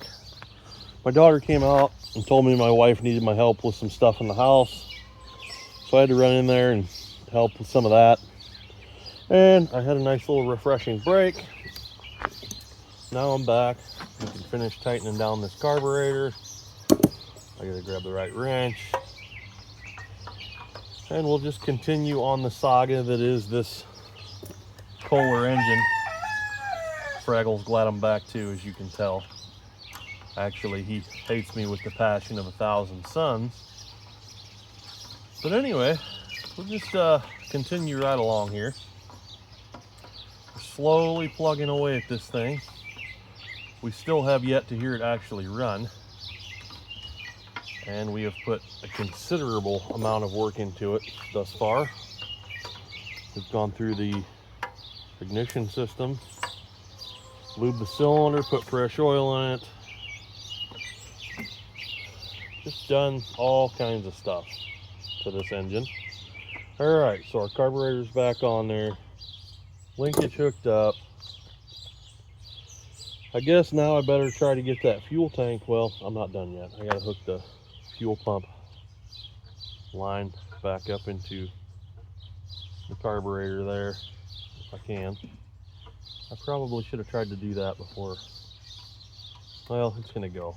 It's going together. Okay. All right, good deal.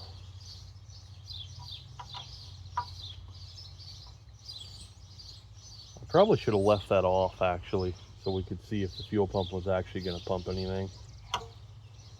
But I think we'll just try it that way anyway. Tighten up our lower one here. And we'll just hope that seals up good.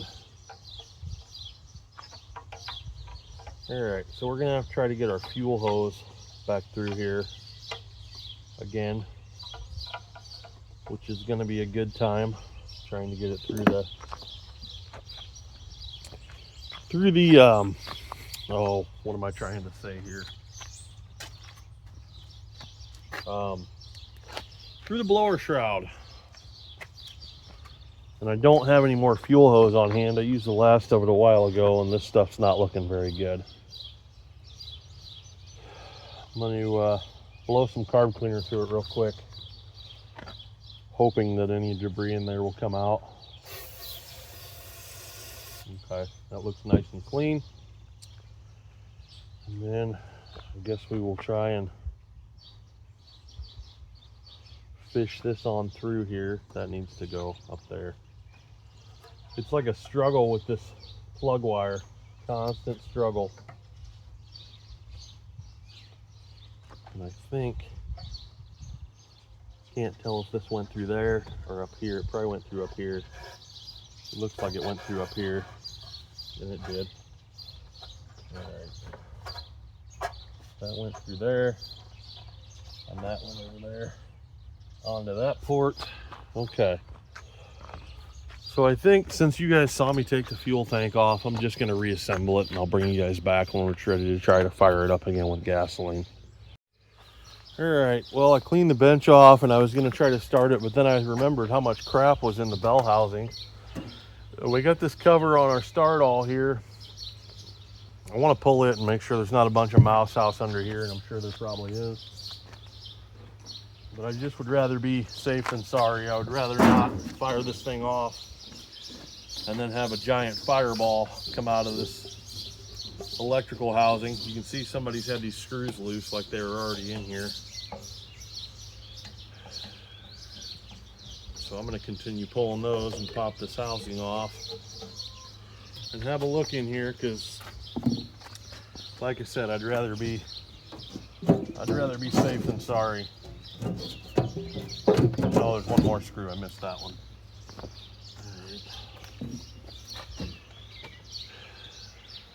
I'm sure there's stuff in here too, that capacitors and stuff like that probably gets warm.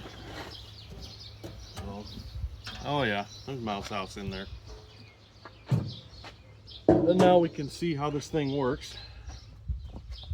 It's got 2 generators in there. Pretty neat. It's got a solenoid and 2 belt-driven generators. Everything looks all right. Belts look good. I mean, they're a little rotten. That one's pretty toasty. But you're turning over quite a bit of mass there. These got little oil cups on them. Probably wouldn't hurt to lube those. All right. Well, I'm going to blow all this mouse house out, and then we'll come on back. All right, I got you guys off the tripod for a second because I want to show you guys some stuff here. So you can look in the back here and see your brushes in here and stuff like that, and see your commutator. But we got these guys right here. These are little oil cups, and we need to put some lubricant in those to lube our bushings, bearings, whatever you want to call them. So I'm going to show you how to do that here in a second, but I just wanted to show you that you can look in the back of these and see some stuff. And I kind of blew them out a little bit. I didn't get too carried away, but you know, we're just working it at this point, working with what we got. All right, so I'm going to show you how I do these bearing cups. Believe it or not, the furnace in my house from 1932 has these same bearing cups, even though it's been converted from a coal conversion furnace. But what I'll do is take a little bit of this oil and I'll put it in the oil cap, and then I'll come in here and hold the cap open with one finger, and try to just dump some of this oil down that bearing cup with the other. And it's probably not going to go that well. You'll get some out of the cup. There we go, that cup's full. This cup's got some wires in the way. But you want to lube these cups. There we go. Didn't even spill that much. All right, so now we got lube in our bearing. Oh, there's two on the front too that I missed. Those are going to be the real trick, trying to get it in these little tiny things without getting any on the belt. Boy, oh boy. I can't hardly even get my mitts in there to that one.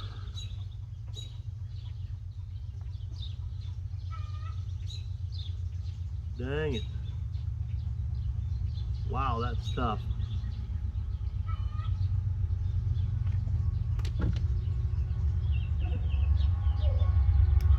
I got some down in that cup there. Try and get a little in the other one. Comes another train.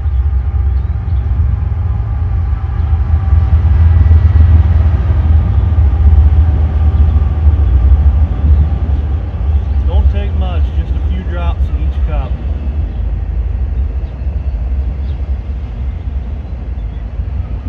Just needs a little lubricant and a little love. Go.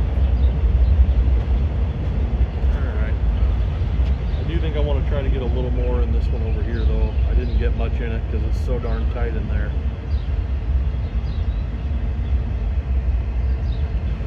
Maybe I can hold that open with a screwdriver.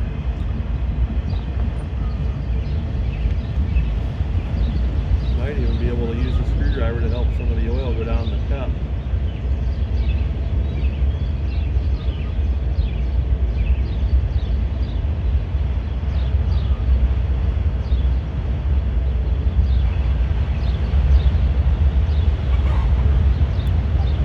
Okay, oil cups are all full. It's a good deal. Glad I checked that. Yeah, back in the day before we had alternators, you had generators on cars.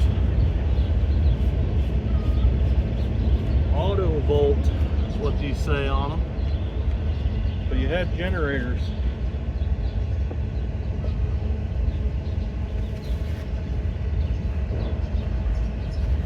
They have bearing cups on them like that.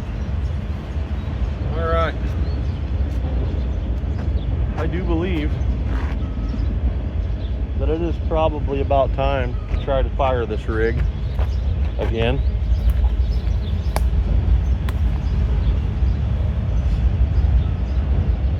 So I'm going to bring you guys back up front there.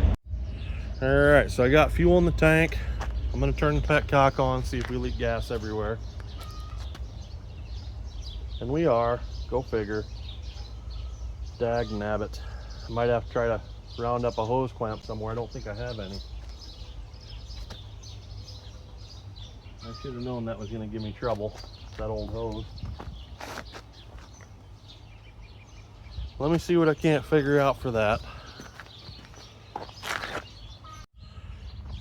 Alright, well I was able to make a little clamp out of some baling wire there. And we got her stopped and the fuel's on. So I guess we're ready to try to fire this old girl up again on its own. And we'll see what it does. See if it draws any kind of fuel. See if it starts and runs. Give it a little shot of carb cleaner. Set the choke. Here we go.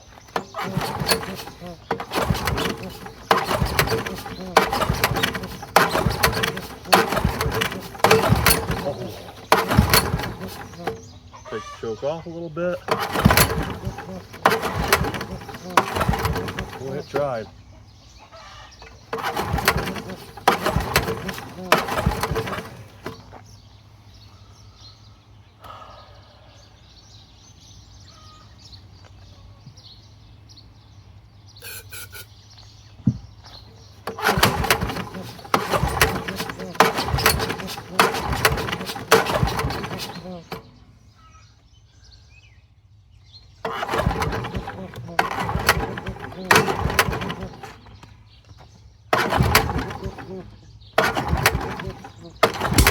Backfire.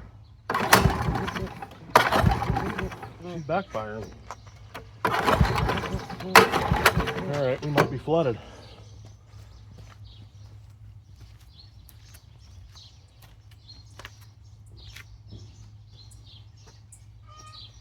Alright, now where did I set my ratchet in all this mess?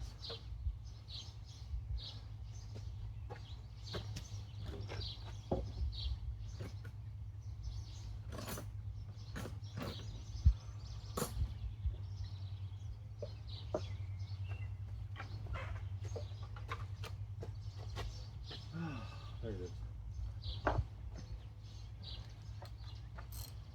It's like we get close and then I don't know if it floods out or what. It definitely wants to go. It just didn't. Should have fired right up. Oh yeah, we're flooded. We're flooded.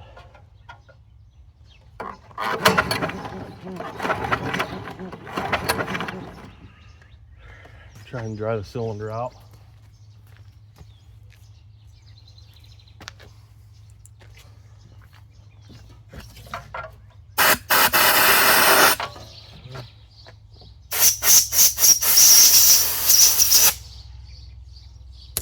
All right.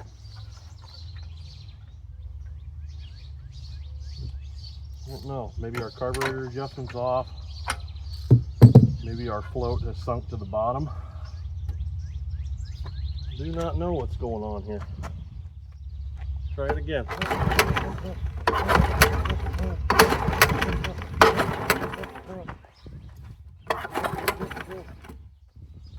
Close our choke.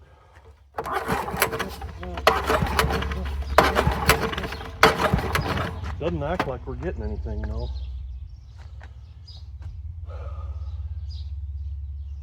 I think I want to crack the line loose at the fuel pump, see if it's even pumping any fuel.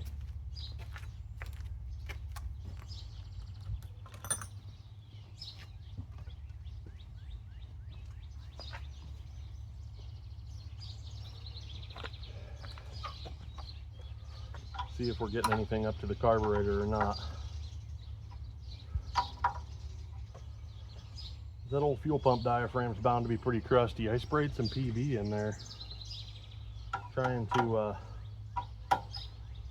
loosen her up, get her pumping again, but it may not pump.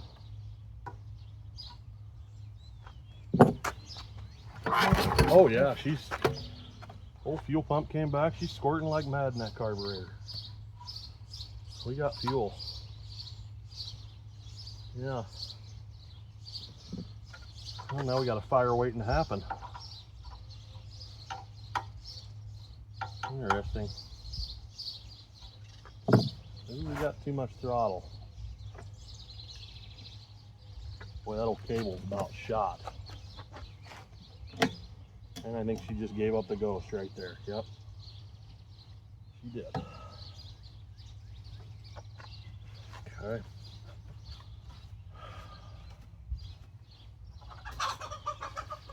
Oh man, chicken squabbles. Chicken squabbles. All right.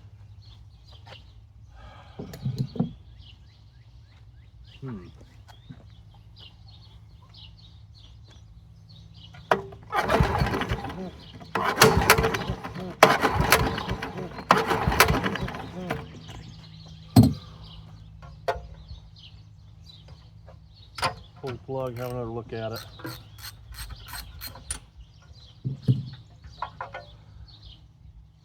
Soaked again. We're getting too much fuel.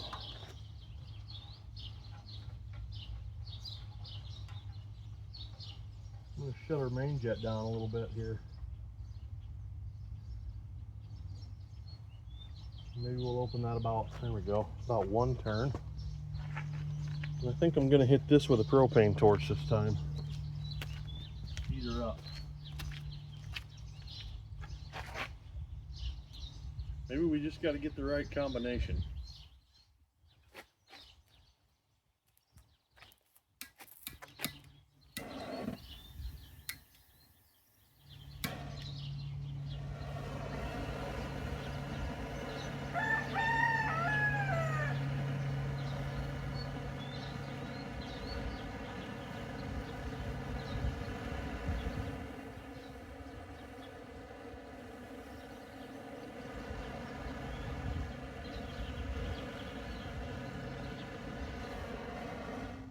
that plug ought to be plenty hot now.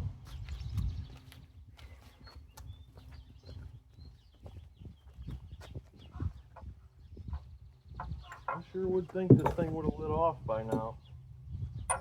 Acted like it wanted to.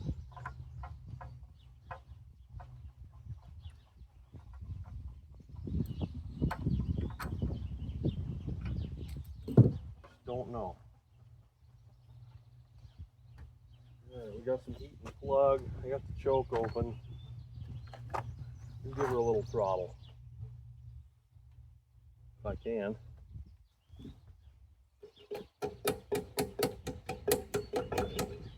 So, here we go.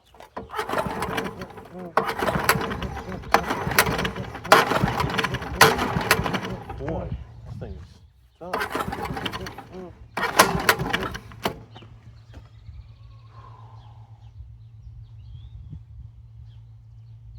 Kind of wondering if we don't have a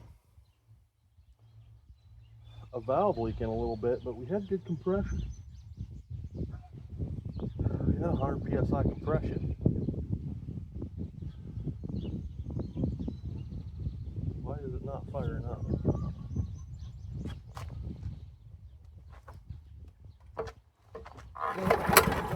Ooh, there she tried, I think.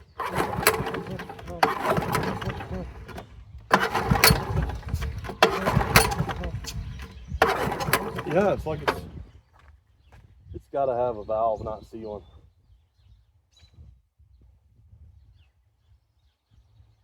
All right.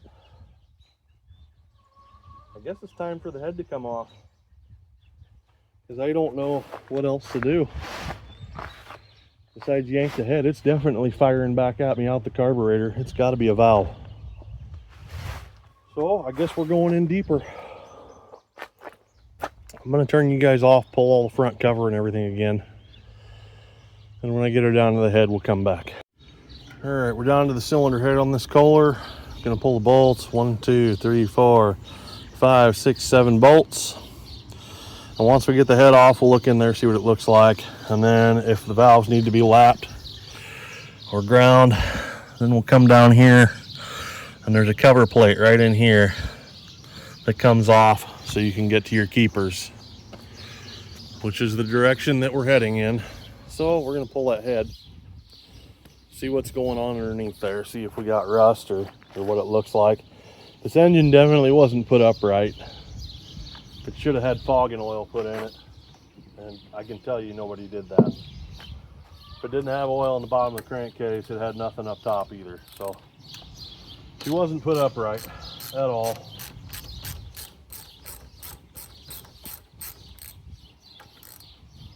I mean, who knows? Maybe we got a hole in our head gasket. Maybe the firing ring's gone on it. I don't know. We'll know here in a minute. We'll know more.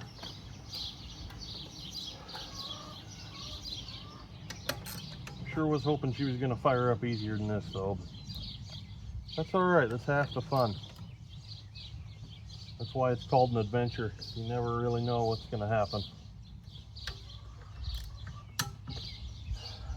Old engines aren't for the faint of heart.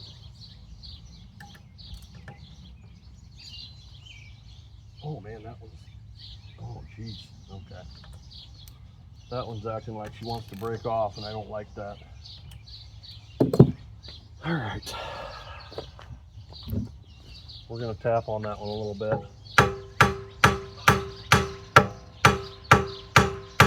Sometimes if you give them a little tap like that, it'll help free them up.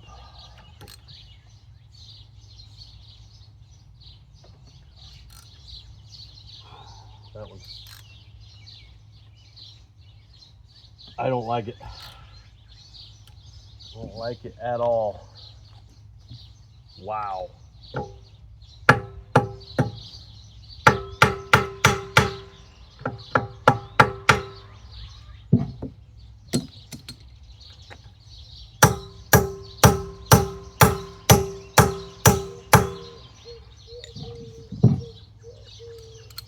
One bolt of 7.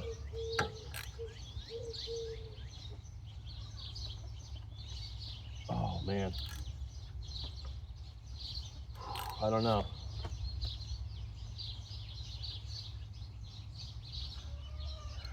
Guess I'm gonna have to try to, I don't know. Trying to heat down there is like asking for a fire. I really ain't got much choice though. I'm gonna have to try it.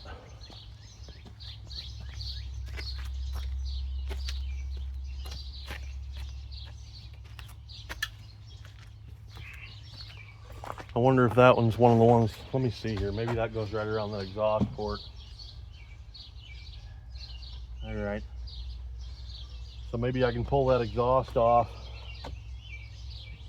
and try and heat that up from inside a little bit.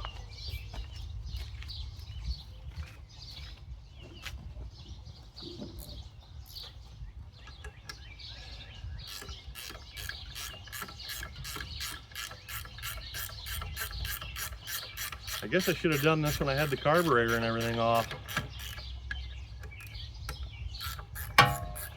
Should have just went the extra mile, huh? Went the extra mile, did the valves. Probably would have lit right off first pull then. But it's all right. It's all part of the game. All right. Try to remove as much crap out of there as I can before I go shoving a flame in there. All right, let's see what happens. Dear Lord, please don't let her blow up in my face. Come on. I'm about due for a new torch.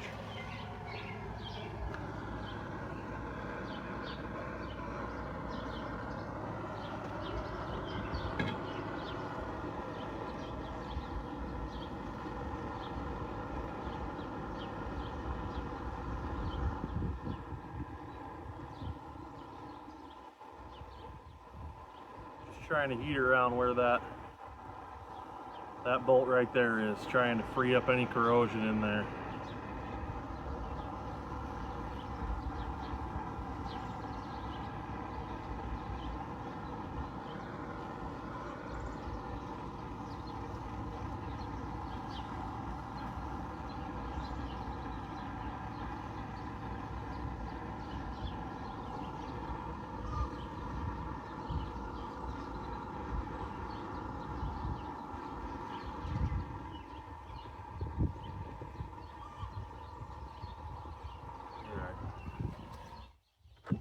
Try that.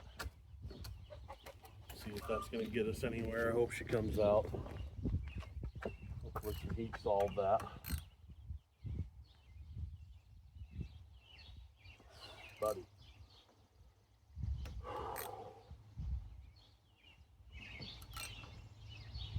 Come on, old girl. Come on. You get a bolt like this that don't want to move. Don't force it. Take your time. Work her back and forth. Otherwise you'll mess her right up.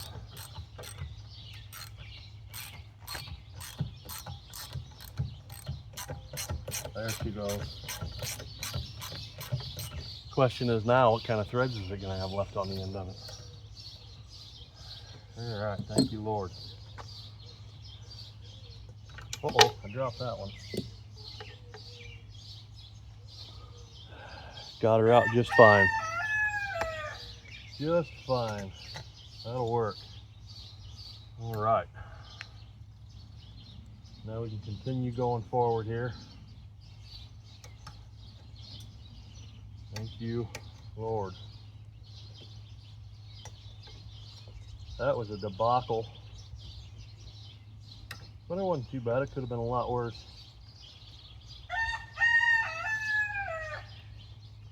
If it would have snapped off, I probably would have just ended the video right there, because these old Kohlers ain't worth a whole lot. There's a lot of them out there. Oh, the head's loose already. Okay. Oh, man. Head gasket looks good, though. But boy, is she carboned up for days. Look at all that carbon in there.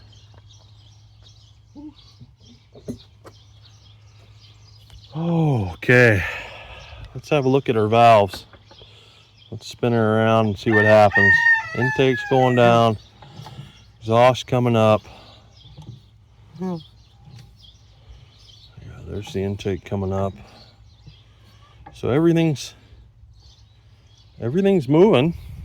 Well, that's good. But boy, is she a carbony mess. I'm gonna have to clean that up. Find my wire brushes here.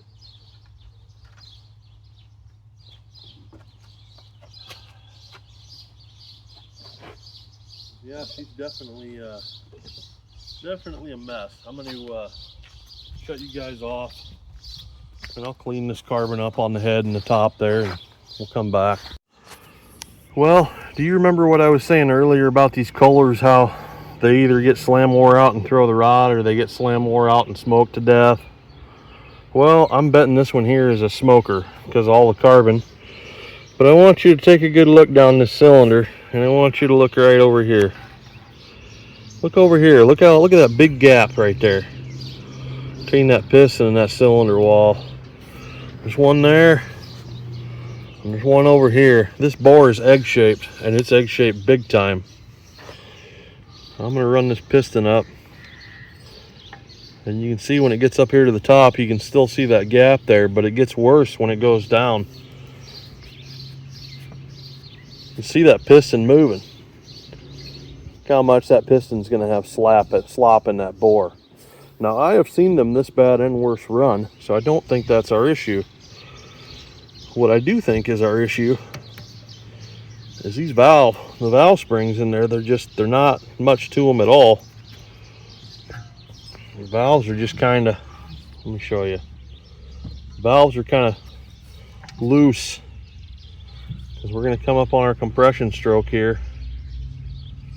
And I mean, well, that one's okay. A minute ago, I could sit here and wiggle these, so maybe something's freeing up in the valve stems. I don't know. I think they need ground anyway, but boy, she's got a lot of piston slap. I mean, that gap just opens right up right there. And I mean, looking at the top of the bore, she's got a heck of a ridge in here. So this thing was run a lot on the back of that tow truck. I mean, she saw a lot of years of service. So anyway, I'm going to keep plugging away at this thing.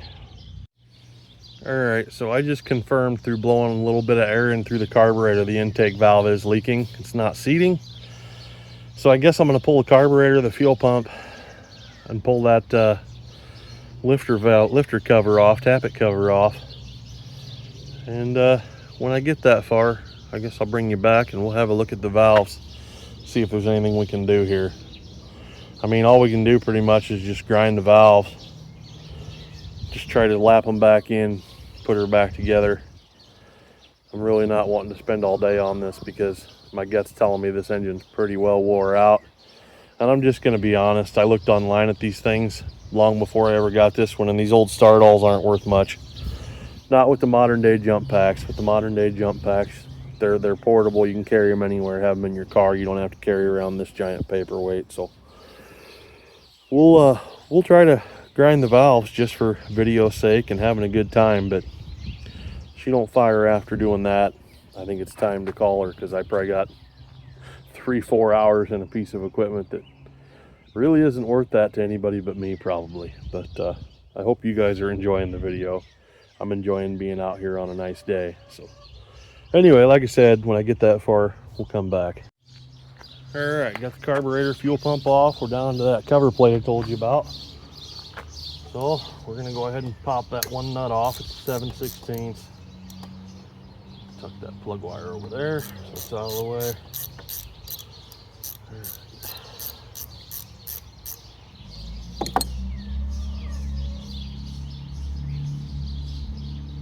We got really fortunate on our fuel pump gasket there. She come off in one piece and looked pretty decent.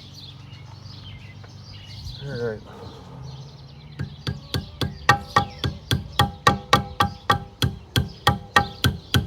looks like that's a part of it. She's stuck on there pretty good.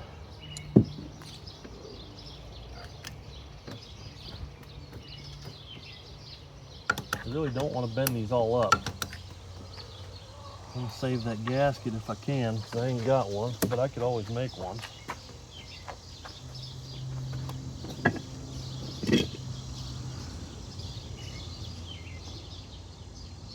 Yeah, I just would like to separate that. She ain't acting like she's gonna wanna.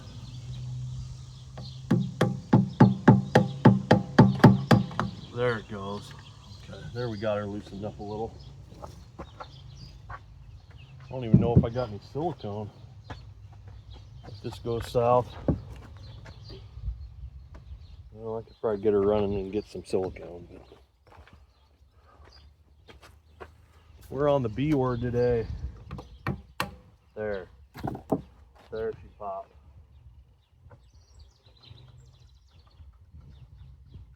I'm probably standing right in your way.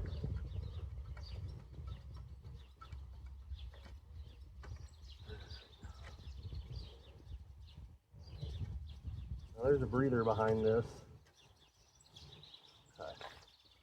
There we go. There's a breather. There's a little rubber spacer. And then there's a, yeah, that gasket didn't make it. And there's a little PCV valve here that we got to get off.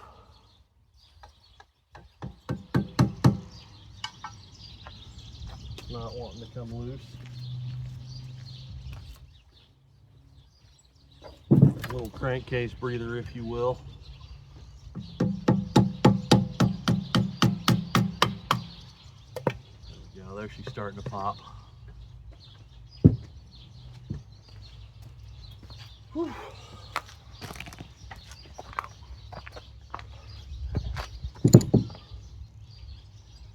Sometimes they just turn into an all-day project. Well, at least we got oil coming out of there. That means it was slinging some up in the motor. There we go. There it went.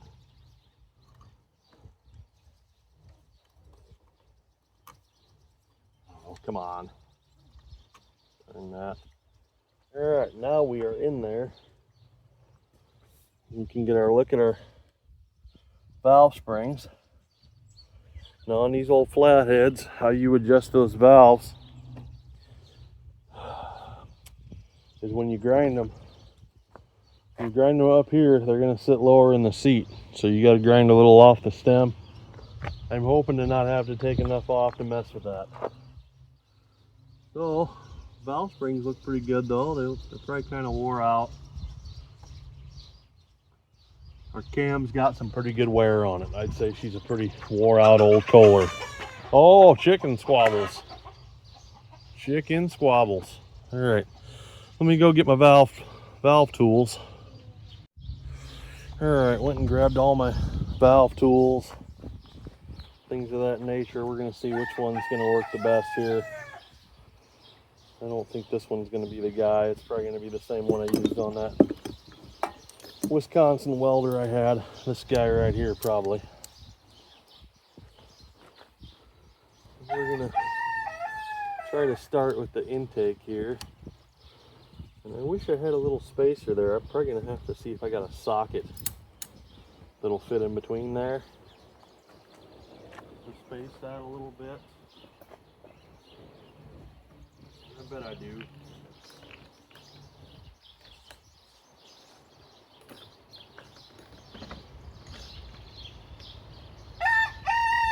Oh, Fraggle, that's enough. You're annoying. They don't want to hear you.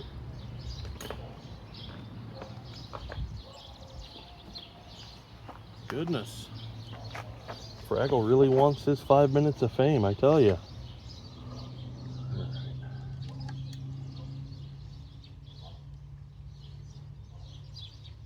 I don't know if that's going to be enough or not. Maybe it will be. I don't think that's going to be. Well, we'll see. We'll see if the keepers come out of it when I stick my magnet in there.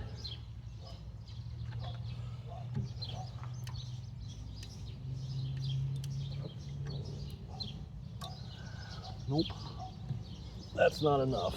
Okay.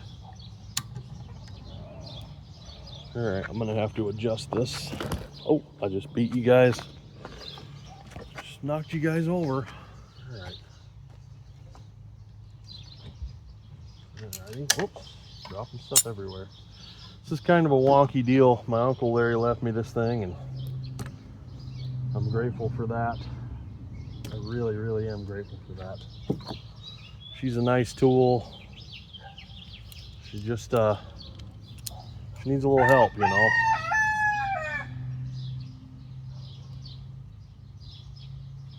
All right, we got her adjusted down some more. All right, let's see what that does for us. Standing right in front of you guys, I know. Okay, now I got no pull. Why do I got no pull? Oh, because it's got no way to come back up. Okay. All right, let me figure this out because this video is probably like 4 hours long by now. All right, well, I kind of failed with that big tool, so I'm going to use this little Mickey Mouse guy here, and hopefully it'll work. Maybe hold the valve down and then pop that up. Grab this, get my keepers out.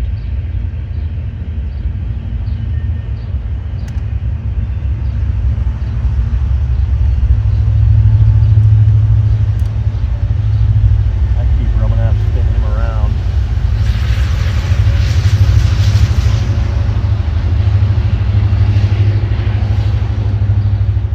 That keeper's not wanting to move.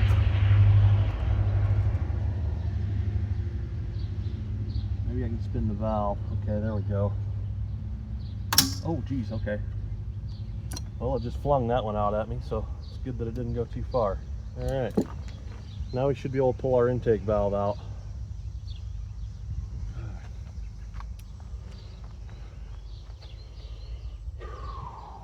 There's a big difference in that stem. Between here and here, there's a lot of wear. You can kind of see the grooves in it. If I had a mic, I could measure that, but I ain't got one. But yeah, she's pretty wore. I can see where she was trying to, oh yeah, she got a big groove in her right there. Golly. I don't know. This might be the worst Kohler I have seen in my life. Yeah, she's got, okay. You can see right here in this valve seat, there's carbon that got in here. There's little dots all along it that indicate that that was not sealing. So we're gonna work on that.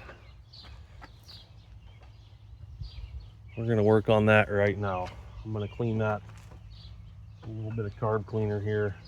Just try and clean that out some. All right. I wonder how much wiggle we got in our valve seat there. Probably a lot. Oh yeah. That's craziness. It's just craziness how much crap is in there. All right. So the next thing we're gonna do is we're gonna take a little bit of this valve grinding compound, and a little goes a long way with this stuff. You ain't gotta coke it up. Just put a little bit. That's probably actually too much, but we're gonna run it. You're gonna take that and you're gonna drop your valve back down in. And then you're gonna get your suction cup and you're gonna spit on that thing. Get a little spit in there. Push her down on that valve. And it should try to grab the valve. which it's not doing. There, it kind of was. But... Alright. And then you should be able to run that valve back and forth, lift it up, spin it around.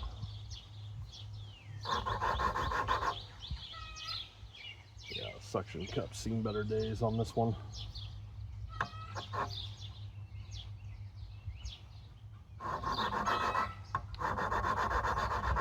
Just do that.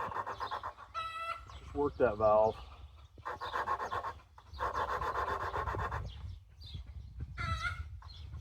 And the valve seat didn't look too terrible. Boy, this thing just ain't wanting to do anything. I'm gonna hit her with some PB. Maybe that'll help her seal up a little bit better around that valve. Probably not though. Yeah, I need to get a new plunger.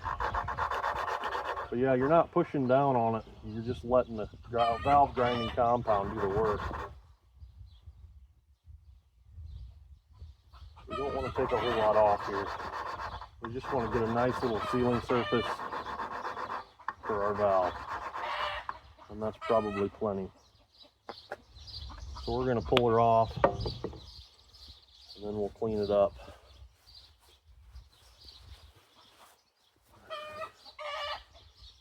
And I can already see that that's looking worlds better.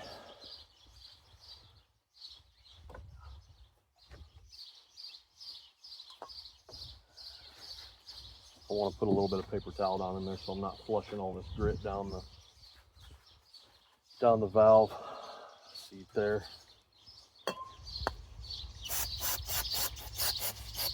Okay. Now we can see what's happening here with our valve grinding compound. You can see, if the camera would focus, you can see a nice shiny line all the way around the valve where it's grinding in. And then we can look down here and we can see a nice fresh shiny line where she's ground a new path for that valve to seal. Throw a little bit of oil in there and that valve will be good. I'm going to take a little more time and go ahead and try to clean some of this off the bottom of this valve. Clean this up a little bit. And then I'll reinstall this valve and we'll do the exhaust. All right, well, after fighting getting the keepers back on the intake valve for about an hour, I moved on to the exhaust valve. Was able to make this contraption work. I used a nut the space of a bolt in a socket so that I could get the keepers out. I got the keepers off the exhaust. We're going to take this off, pop the exhaust valve out, and have our first look at it.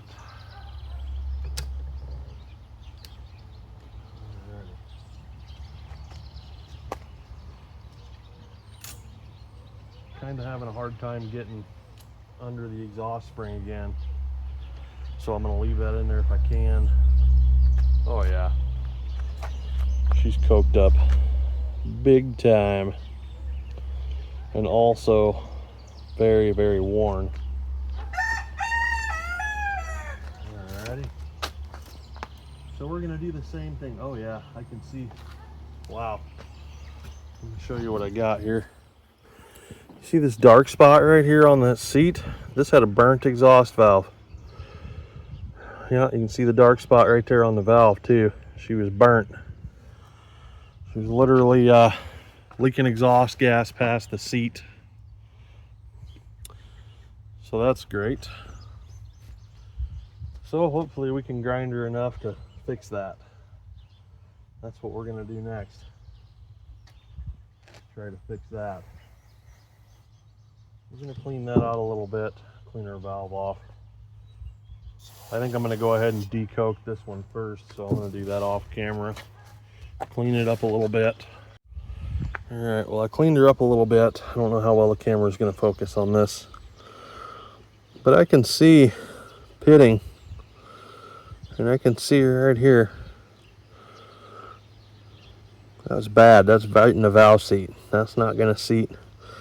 And look at this, right in here. how bad that looks.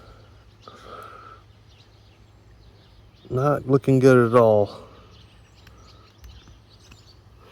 We're gonna try to use it, but I don't know. I feel at this point this is basically just a parts engine. She's pretty rough.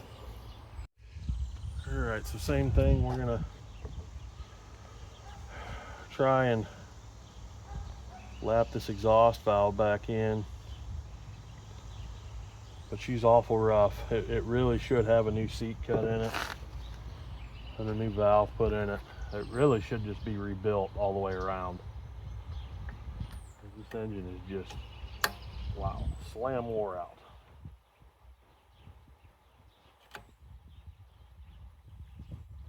And it's about time for me to get some new suction cups.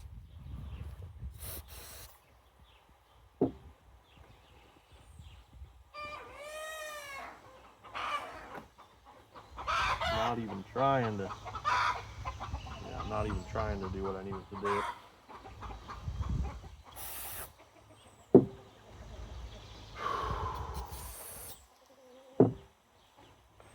Getting a little bit frustrated with the old, how things are going at this point, because it's just not going too well. There we go.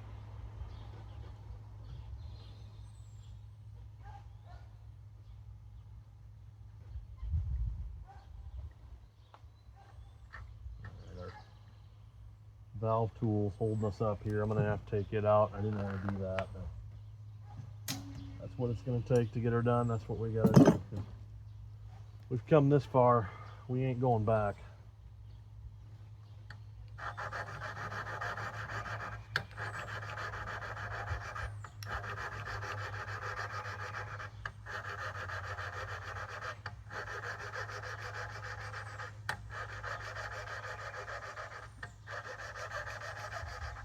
It amazes me it had such good compression.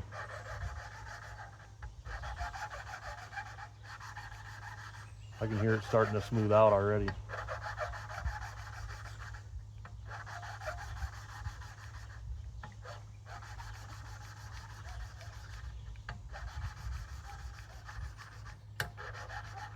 All right, let's see what we got.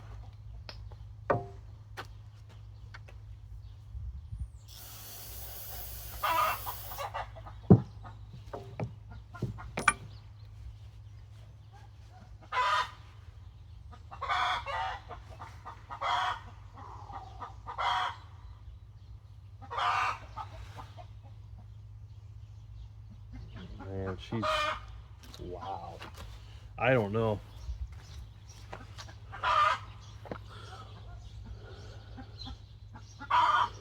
I just don't know. There's a lot of pitting right where that thing's trying to seat at. I just don't know if she's gonna go or not. I think I'm gonna give her a little more. But yeah, she really should have. Well, I mean, the seat cleaned up. Seat cleaned up nice. Valve's just not cleaning up very good.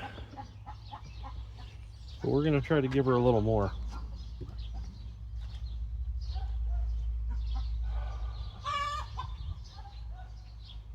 Yeah, that one spot on this valve is just super concerning. It really should be putting a oh, what do you call them? Well, they put them in there, they true them up, and they grind them. I can't think of the name for it right now, but a valve grinder. It could be putting one of them fancy valve grinder machines and cut in and trued up. It really should have a new valve. I got all kinds of crap on my suction cup. That ain't gonna work.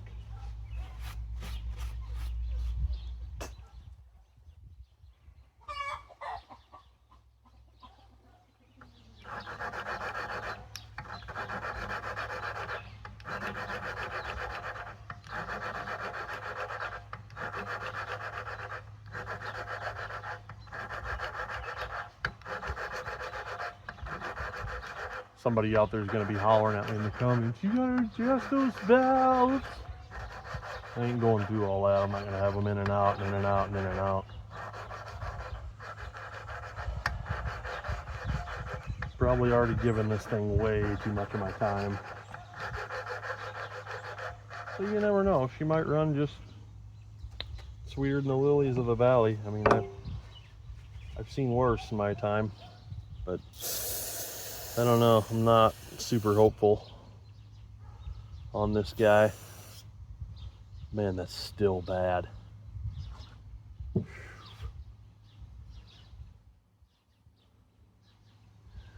Boy, oh boy, oh boy.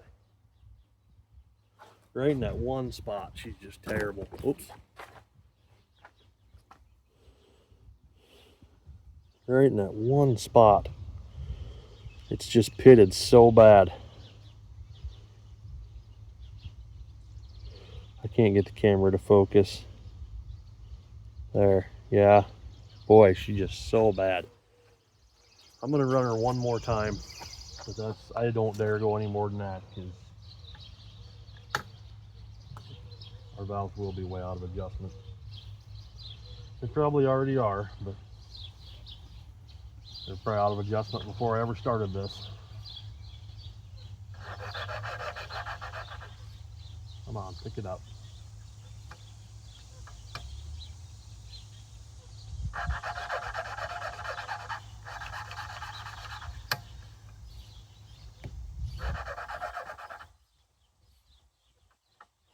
Yeah, when I was doing valves on another engine, there was a guy, he got on there and commented, and he says, I could have had that job done in about a half an hour. And I said, well, you probably got all the tools. You got the stuff to cut the seats out, you got the stones to rework the seats. Yeah, you could do it in a half hour. Better do it this way.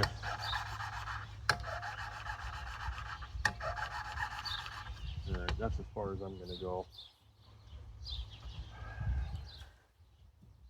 As much as I dare try to do with this old girl. Yeah, it's just wow.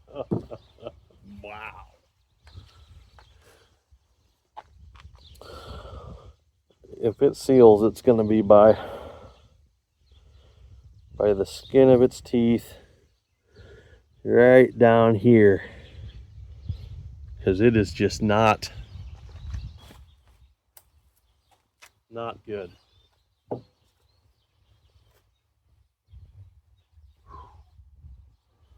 This is one that should be rebuilt. For certain should be rebuilt.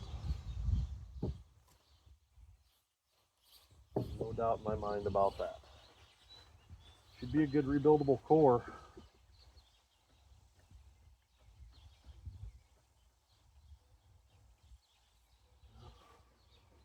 Other than that, she wouldn't be good for much though.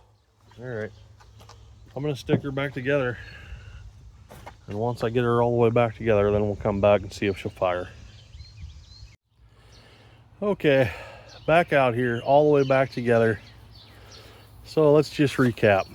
Took out all the mouse house, cleaned the recoil, cleaned the fuel tank, cleaned the carburetor, put a new needle and seat, gaskets in the carburetor, pulled the fuel pump, the carburetor off the side, took the head off, deglazed the cylinder head, decarboned the piston, decarboned the valves, ground the valves, and we're back together again. Oh, and oil change. And we still haven't heard it run. So I'm just gonna be honest here. I'm gonna throw some carb cleaner in it and give her a pull or two and see what it does. Maybe I'll turn the fuel on, but if it doesn't light off relatively quickly after all that work, I'm just gonna throw the towel in on this thing, because I have done about everything I can possibly do, and I just know that cylinder is just worn out. I know this thing is just slam wore out. So when it was put away, it might have just barely ran, but I mean, the chances of it, I don't know. I'll be amazed if it runs right now. That's all I'm trying to say. I'll be blown away if this thing actually starts and runs, because the inside of that engine is just not good. So we're gonna give her a little bit. Here goes nothing. Oh geez, okay. And the recoil's stuck. I'm gonna have to fix that now. How did I miss that? Okay, finally got it back together, got the recoil to work on it. It doesn't sound very good though. So we're just gonna try to shoot for the moon with this thing. See what happens. I'm gonna turn the fuel on. Let her have the fuel.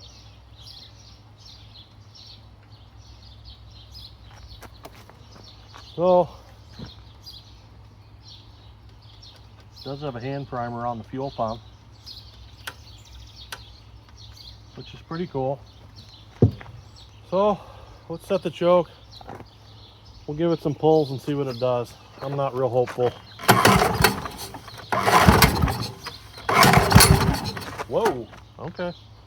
Choke off. Choke back on. Open the fuel up a little bit. Choke a little off.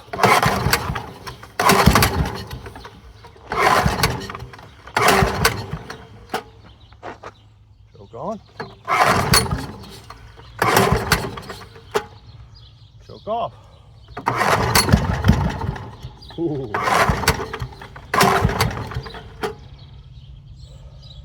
Choke on. Choke off.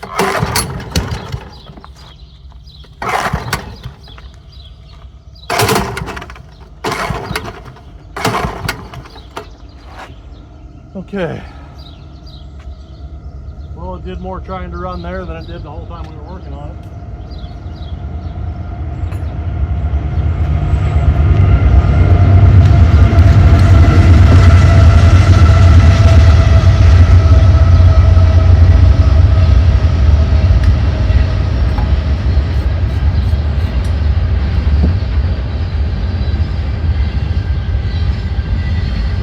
Plug's dry.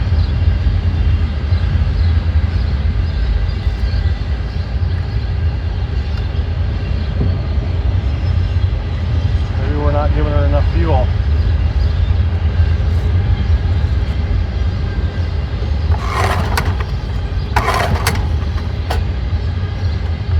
Ow, that hurt. Oh man.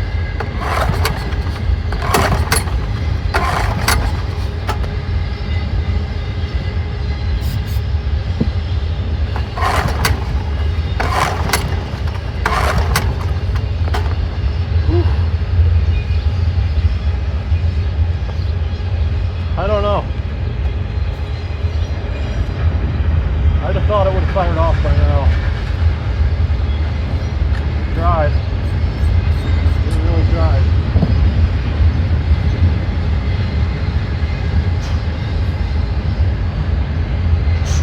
That's wet. The cylinder's wet.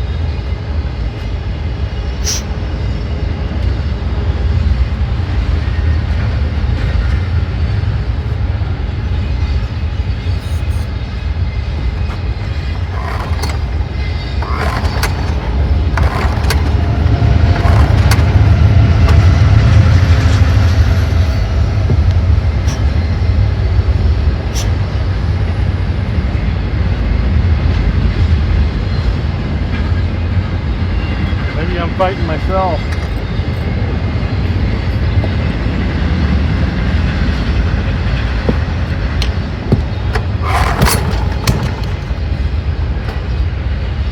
Well, that's about the best it's done so far.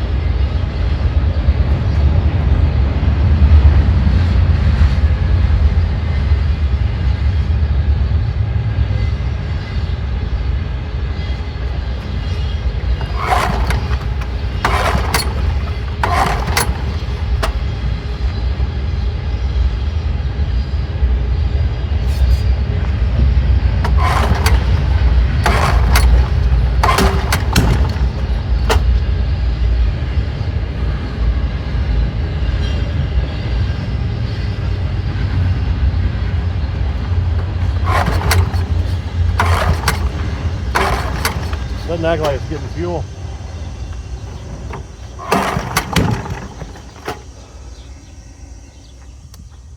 Should pop one time and then quit. Why?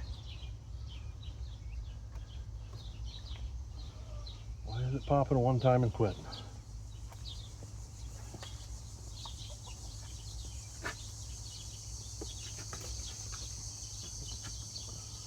Are we getting fuel? into the carburetor.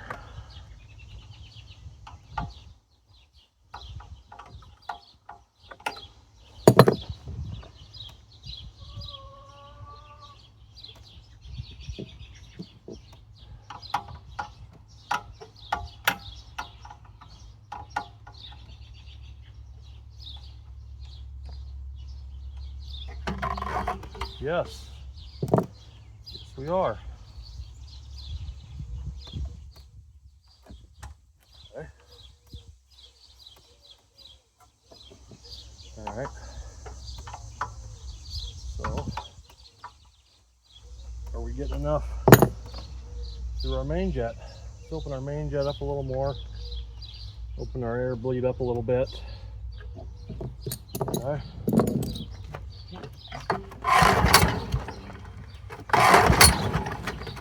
Ow! Oh.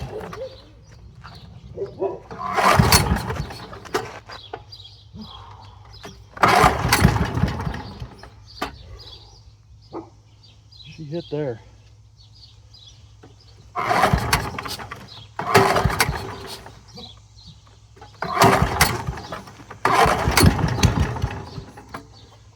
What is going on? Is our throttle too open or too closed or what?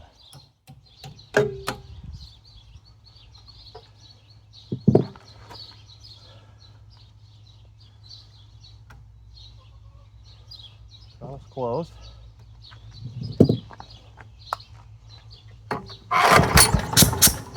Ooh. Wicked backfire, man. Open the throttle up a little bit.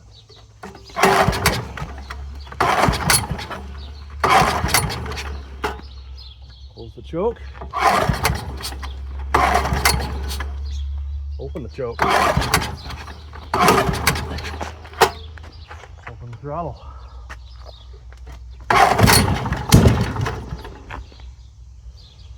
Almost acts like it's running backwards.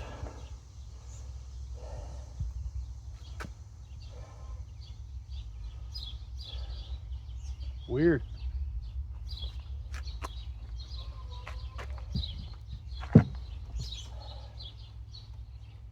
Give her a little more fuel, I guess. Oh man, that hurts.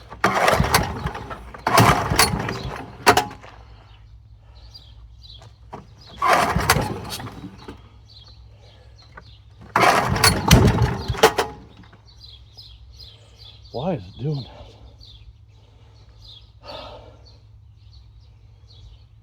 I'm about whipped on this old girl.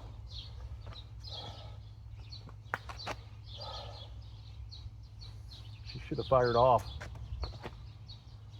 All right, let's go back to base settings on the carburetor and try it again. Half, 1 1/2.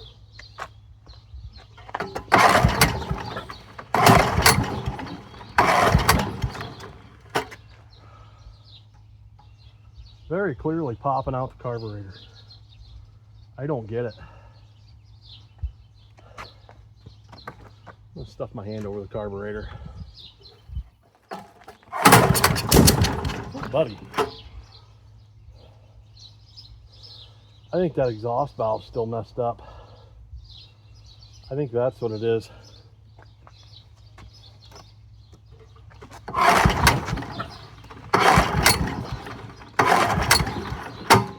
Yeah. Dag nabbit.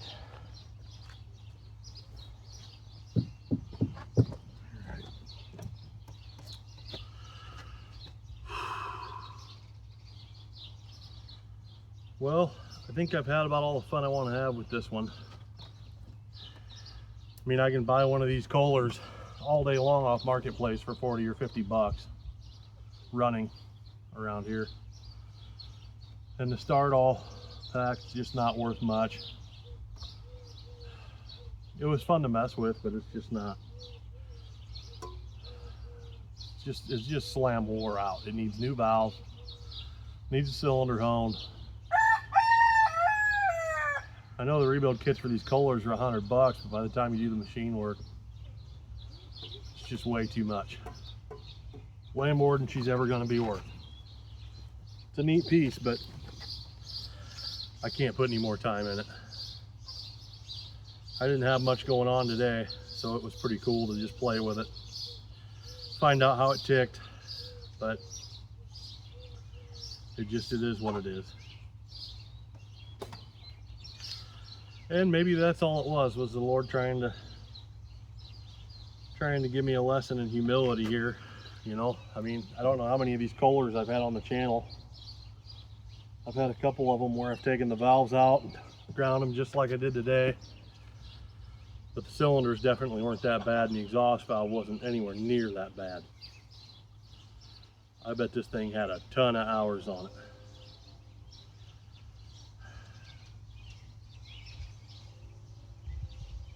Of course, I'm not down there in the low hour area either.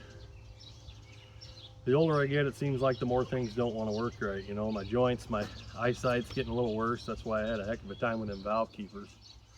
I literally had to turn on that big light over there so I could see to get the keepers back in the valves. Not saying I'm getting long in the tooth or gonna quit.